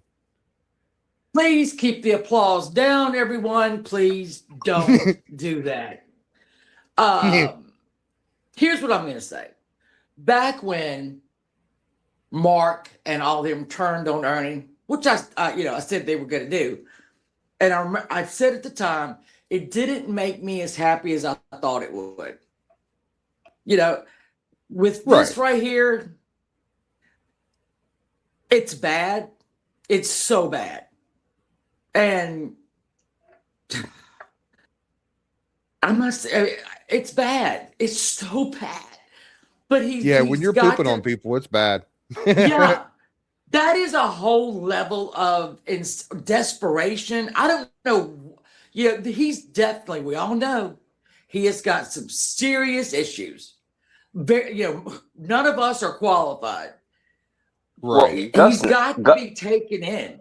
I mean, but the thing is, with anybody with schizophrenia, they're going to stop taking their meds because they don't like the way it makes them feel. Well, that's exactly what. Well, either that or that he thinks, or he's gonna, when he's back out on the street, he's gonna take it for a month or two, and he's gonna say, "Okay, I feel fine. I don't need to take it anymore." That's what always happens. I mean, even if it was court ordered, I don't think he would take it. Unless someone is like breaking it up and putting in his food or something like that. He's not gonna be a willing participant. But Ghost knows this from the conversation of this. Yeah, from the conversations I was having with Ernie. What did I always? Every time I'd say, "Man, this is a lonely man that needs help." Every single time. That was my takeaway from the conversation. Is there's a lot more to this guy, but man, he is fucking lonely and he needs help. The problem is he really truly believes in his delusional state a lot of these things about himself. And he definitely does. And so it's like how and everyone's like, well, he needs help. I mean, it's the same, he's an addict. He also has these mental things. You can't help someone that doesn't think they want or need help. Like, he has to be willing to accept the help.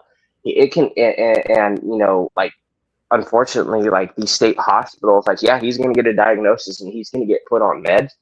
But, there's no real treatment plan. They're underfunded. They're understaffed, underpaid. You don't get the real help you need. County jail, you're there for a short time. They want to just pass you through. So the only place that he will get any real help in an institution is state prison, which isn't the best help, but it is regulated and better than nothing. Unfortunately, it's as easy in jail to get street drugs as it is on the streets. Shit, sometimes easier. So he might be able to trade. I know when I was in Even County, people were trading their meds for drugs. So, I mean, again, it's if he's willing to accept the help, then we'll see. But people learn how to cheek their pills and all that kind of stuff, and people want psych meds because if you don't need the psych meds, you can get pretty turned up off of them. So, it'll be interesting to see. It'll definitely be interesting to see what happens. As far as like you were saying, Ghost, him making a comeback on YouTube, I think he will try. I think he will try because I think he will say That's all that he he was knows. set. Well, I think Yeah. that he'll say he was set up, right? That this was all Oh, set yeah, up. I can see him This was saying all a that. con job.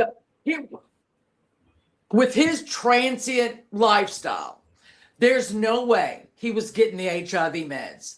You can't just stroll into Walgreens wherever you want and have your medicine, to get your prescription filled.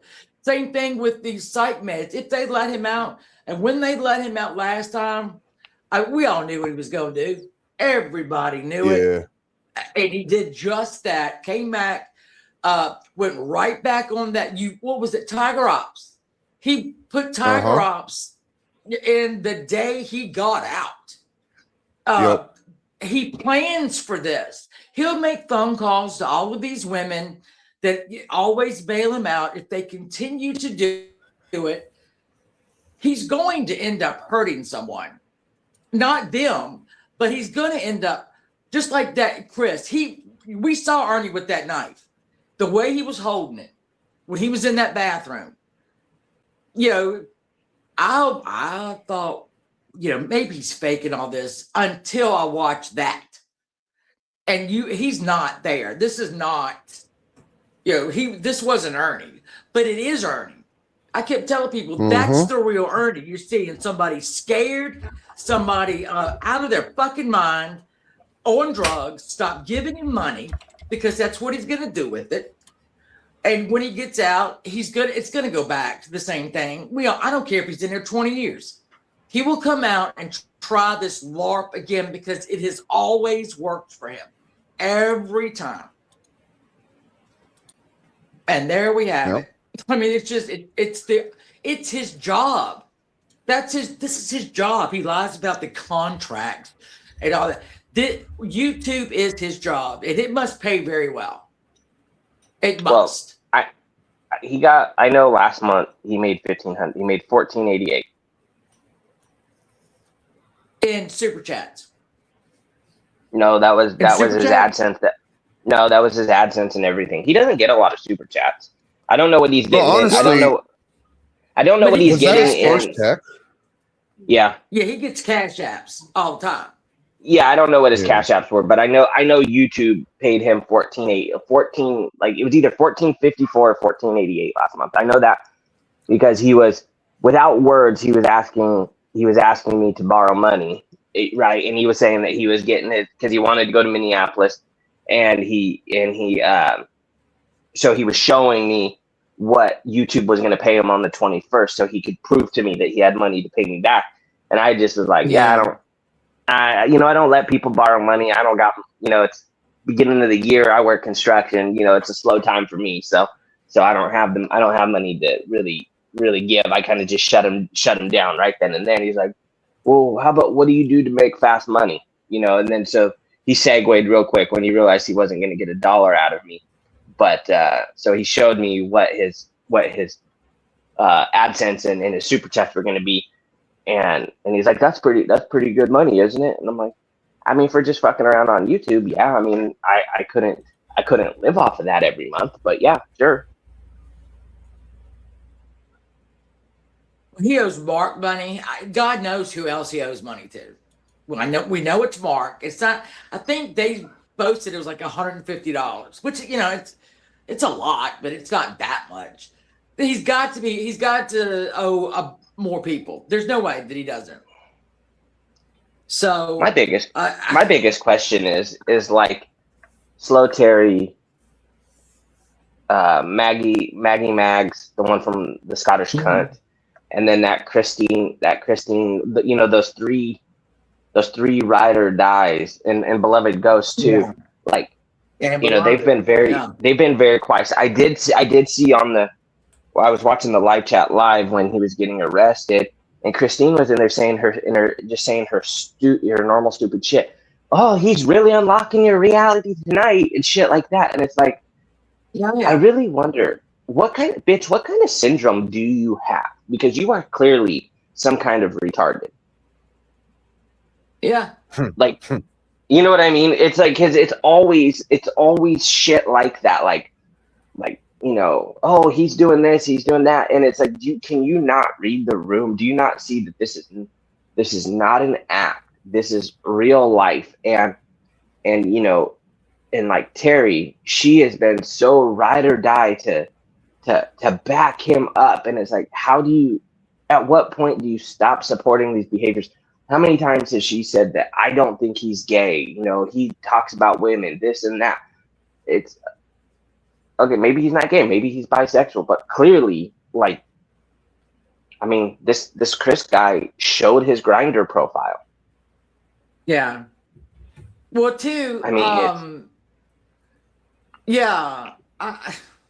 God, you know, whoever put out that post the other day. At some point, you got to stop co-signing this shit, right? That wasn't Ernie. Ernie did not post that.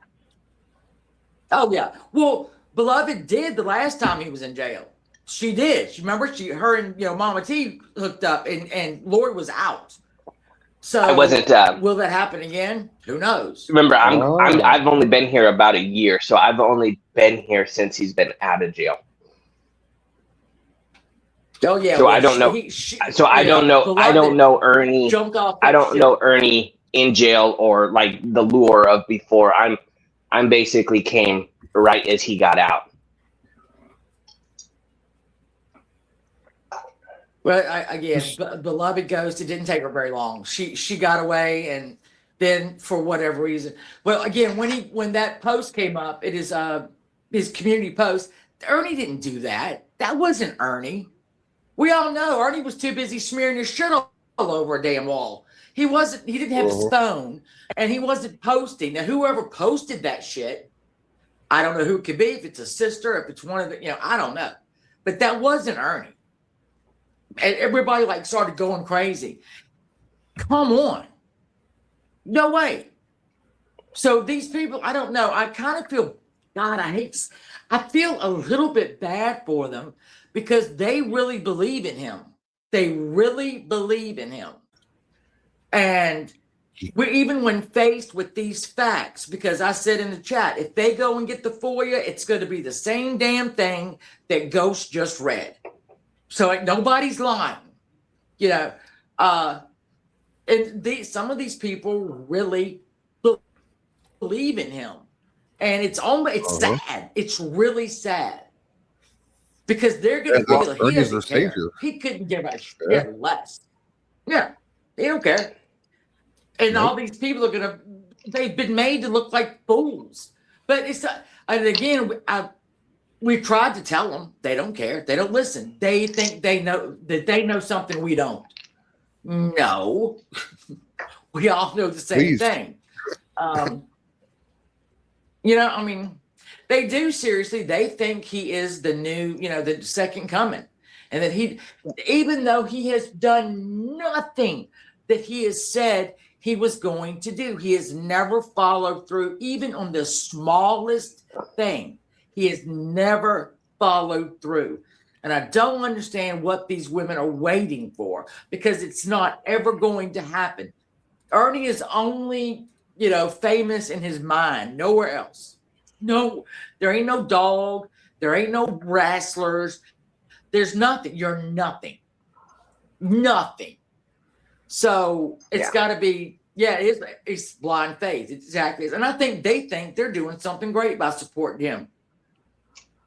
But if they sit back and look, he has not followed through on the smallest thing he said. Nope. And No. now he's swiping poop all over the walls. That's not somebody. I mean, I don't think he planned that. I don't think he said, well, I think I'm just gonna, poop in the floor and wipe it on the walls. He's fucking crazy. Yeah, you don't go from saving drugs. We don't know what. I think he does so many different ones, and I think you're right. There's a PCP. There's obviously meth. And he's so unpredictable. At some point, this happens where he loses his mind. Highway runs. He has assaulted officers in Arkansas. He bled on them and didn't tell them that he had HIV. So, at some point he's going to have to face all these charges. I hope he faces all of them. But I don't have a lot of faith in that, honestly. I think this one might be a little. I think Massachusetts is a little different, and I think that they'll treat this one a little different. Is he going to get the book thrown at him? I don't know, but I just don't see how you could. What did he say that he saved 34? He was part of that mission in Florida in March that saved 34 kids. You don't go from saving 34 kids in March to smearing shit in a jail cell a few months later. Exactly. And but I think I feel sorry for his family. I felt sorry for his family when he was out, and he kept putting them in situations where people were looking them up and whatnot. And if y'all remember, his sister begged him not to get back on YouTube, and he said he wouldn't, and that lasted 3 days. Well, remember he came.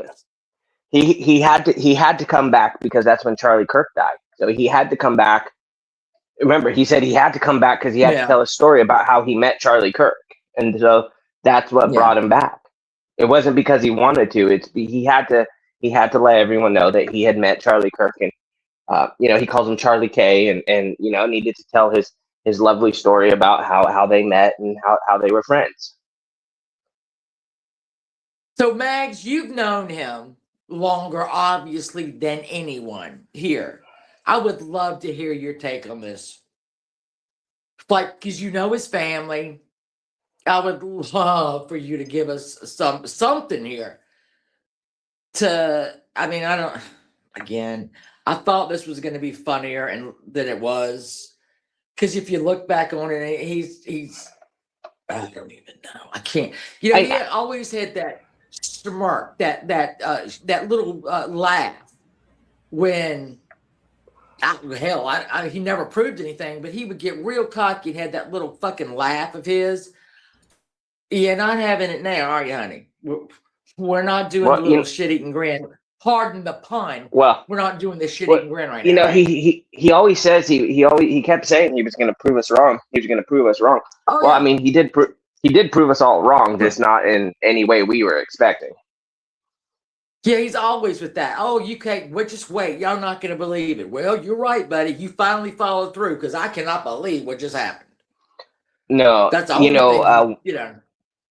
One of the times I was on the phone with him, I was probably on the phone with him for like 10 minutes, and like when you're on the phone with someone and someone gets a text message, you don't hear the beep, but you can hear like a little noise, like they got a message, right? And he was like, "You're never gonna believe who just texted me." And I'm like, "Who?" He goes, "Do you know the comedian Rob Schneider?" I'm like, "Yeah, I do." He goes, "Yeah, he wants to do an interview with me. I've been talking to his agent, this and that." And then I'm like, "Okay, cool." Just like playing it off. And then like that wasn't good. That wasn't like, since he didn't get the reaction out of me he wanted, then like 5 minutes later he's like, "Holy shit." I'm like, "What?" He goes, "Do you know who Patrick, I can't remember his last name." And I was like, "Oh, the guy that played in Terminator? He always plays like a military guy or a cop." And he's like, "Yeah."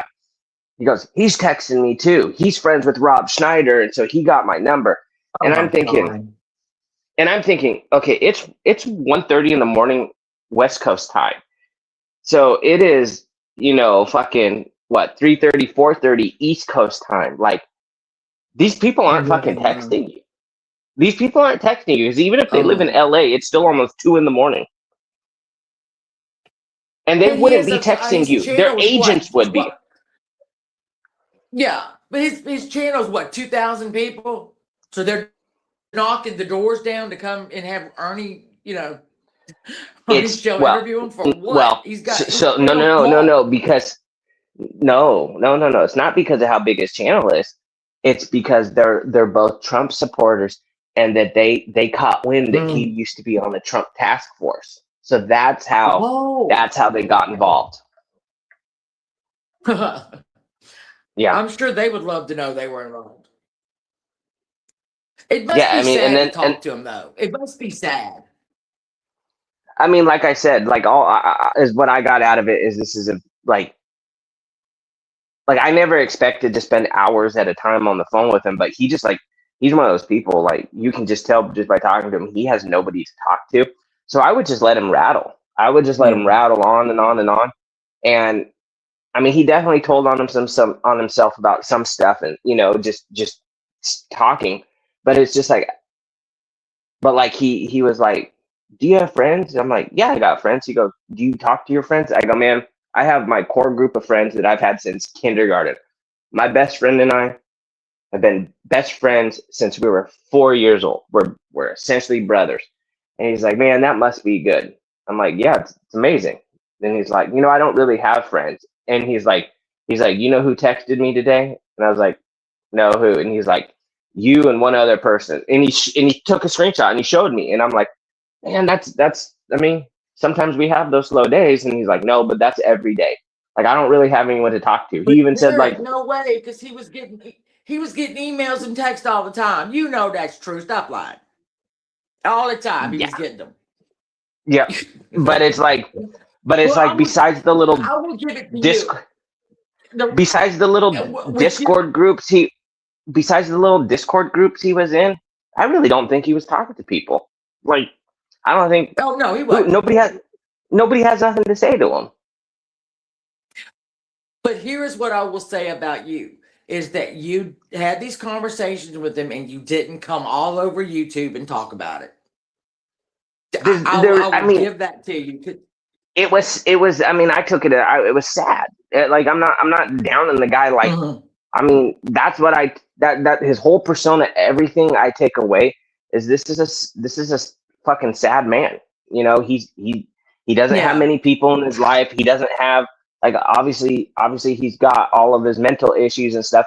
But then I think he's got some confusion sexually and stuff like that, and that's all coming out now. And so there's just I don't know. It's just like it's sad. It is. That's all you can. That's all you can say. And like people who, I know that there's a lot of people that were, okay. I'm not gonna lie. Like the stuff. The shock value of everything that went down the last few days is funny, but I didn't know that. But it's not funny as a whole. Like if you actually think about it, it's like, man, this really shows you how like the downfall of a person, and when you're so ingrained in it that you can't see what's going on, it just takes you down farther, and he thinks that he's untouchable, but I think that he's going to figure out that he's going to get touched this time. No pun intended. Mag said he was in a juvenile psych. He was in juvenile psych wards in all kinds of different places. Oh, I believe it. There's no way. There's no way. There's no way that this stuff like just came about, right? It's beyond. Right. It's beyond drugs. It's beyond whatever. Like I wouldn't be surprised, like if this was not issues, coming up. I know a lot of time, like schizophrenia and stuff. A lot of times that doesn't present itself until like teenage years and stuff. But yeah, there's just no way that like this just popped up out of nowhere. This has been going on for a long time, and you can see it, like even on the bus, even on that bus when he got in that fight with the bus driver and stuff, and then he was like, "Oh, it's just a show. See." but like every single time he got on a bus and he filmed it, he was doing like the same paranoid stuff. Even like Yeah. look at when he was in the at the riots and stuff like that. I think that he has some kind of like social disorder, because he really, even though he wants to be in the thick of it, he doesn't like want to be like around people. You know what I mean? Like it Yeah. it's like being directly around people scare him. And you could see him like when he was getting that jerk chicken meal at that restaurant and stuff, like you could just see in his eyes and stuff, like he was very worried about his surrounding. And I'll tell you, no super soldier acts like that. A super soldier is going to figure out where the exits are, where the entrance are, where's the bathroom, what's his escape route, have it planned, all of that. He's just like, you saw how big his eyes were, and he's just like wandering, and it's just like, this is just a guy that like is like, you could tell he felt really small. I mean, he is a small man, but like he just felt really small in that place. I mean, it must be hard to be scared that you're going to be found out at any, like showing up to the protests. We'll call it protests. He knew. I think he knew. I mean, obviously he knew. He knows that he knows that. I think he's always scared that somebody's going to figure him out. And when all of us figured him out, it became very, very important for him to get those core people that did believe him and try to blow himself up even more. And he knows he's not shit. He knows he is nothing. He knows he has nothing. He has no one. And he damn well knows it. But he pretends that he, is this great, the weird thing is, savior. The weird thing is with those protests is that he could have actually done really well on those protests, because there were channels half the size of his, a quarter the size of his, that were raking in thousands of viewers and super chats nonstop. And that's true. And channels that had nothing to do with politics or saving children or anything that Ernie pretends that he is part of. And but they were just in the middle of people filming it, asking questions, stuff like that. And besides just kind of filming the sidewalks, filming his boots, filming weird people's backpacks and stuff like that, walking around like a weirdo. Like, he could have actually done pretty well. And I think that was a total missed opportunity for him. And, the only reason he went to Minnesota is because of how many people said, "You're not going to go. You won't go." He had to prove them wrong. He had to prove them wrong. And that was something easy enough to prove, because it was when he got in. And I said this because this is during the time I was talking to him. Everyone was like, "Oh, he's not going to go. He's not going to go." I said, "Oh, he's going to go. He just can't go until he gets his YouTube check, because he doesn't have any money." So I said, when he gets his YouTube check, he'll be there. And, he kept lying about having this Honda Odyssey van that the church got him and all this kind of shit. And I was like, no, he's going to be taking a Greyhound. Like, what did he do? He took as soon as that check cleared, he took the first $70 Greyhound to Minnesota, and he was there. And he did it to just prove a point.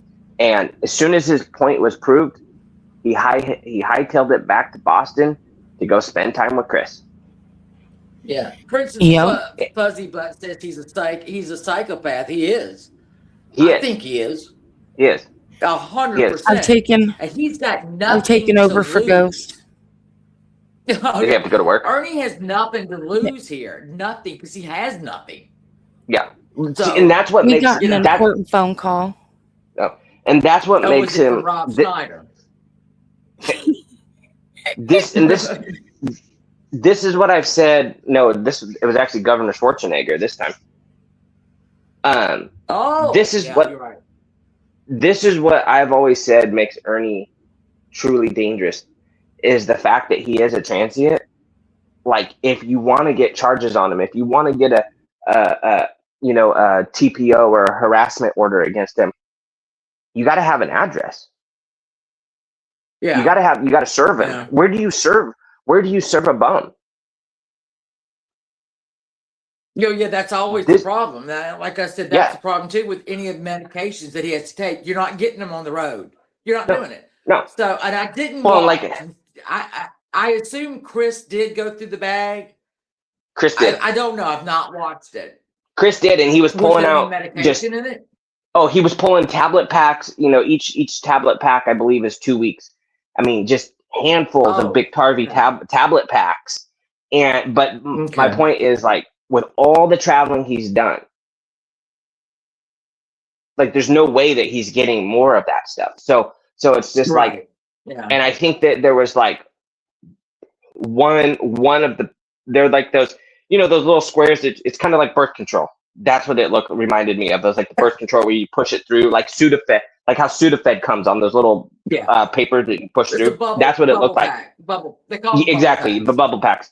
But there was only like 1 or 2 of those packs that had 1 or 2 busted out of them, and he's like showing handfuls of them, like months supplies of it. And it's like, so wherever he got it, he got a bunch of it, but he's not taking it. And like I said to Ghost earlier, when he was up at Carolyn's, he kind of had to tell, because remember, Carolyn was like, well, I never saw him take it. So he did it. He took it on a live stream in the morning, and he took it and he swallowed it, and he kind of was like, oh, and you kind of cringed a little bit.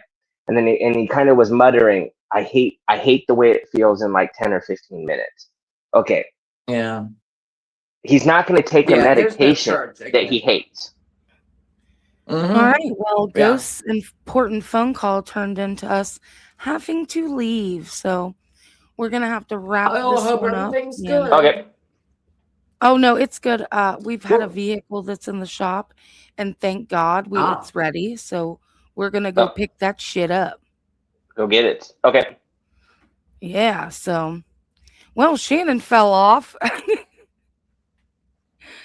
Well, Tarek, thanks for coming up and hanging out with us. And I'm going to wrap this up for Ghost. See ya. Before we do, I'm going to play this song on our way out. And we will talk to you guys later.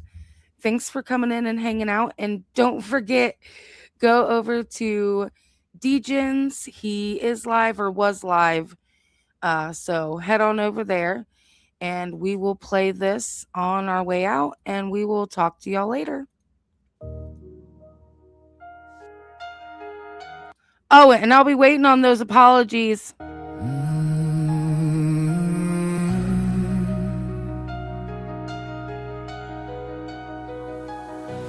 There's a lesson written high in the sky. If you watch long enough, you'll see why. Not every attack deserves reply. Some answers are found when you rise.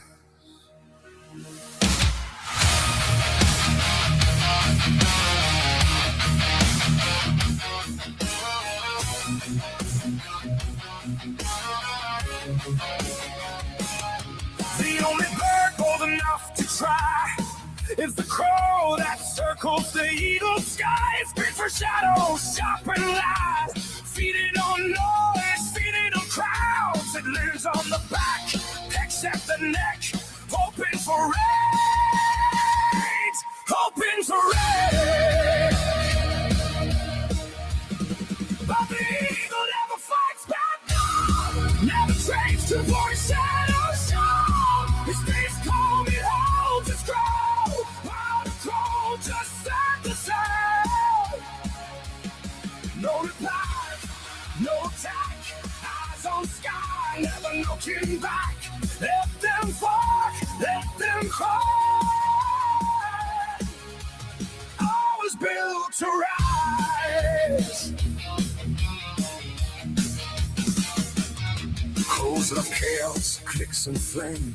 They don't want truth, they want a name. They bait, provoke, distort and spin. Try to pull the eagle in. But wisdom knows the cost of rage and refuses to shed and cage. And the evil never fights back, no! Never stoops to the level below. It stays still, it stays wise. Keeps its fish and on the sky. No response, no defense. Silence sharpens confidence. Let them talk, let them try. I was built to rise.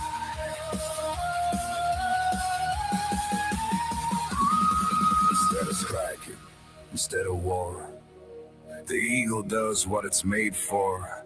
Spreads its wings, lifts with grace, leaves the noise in a lower place. No wasted breath, no energy burned, just altitude patiently earned.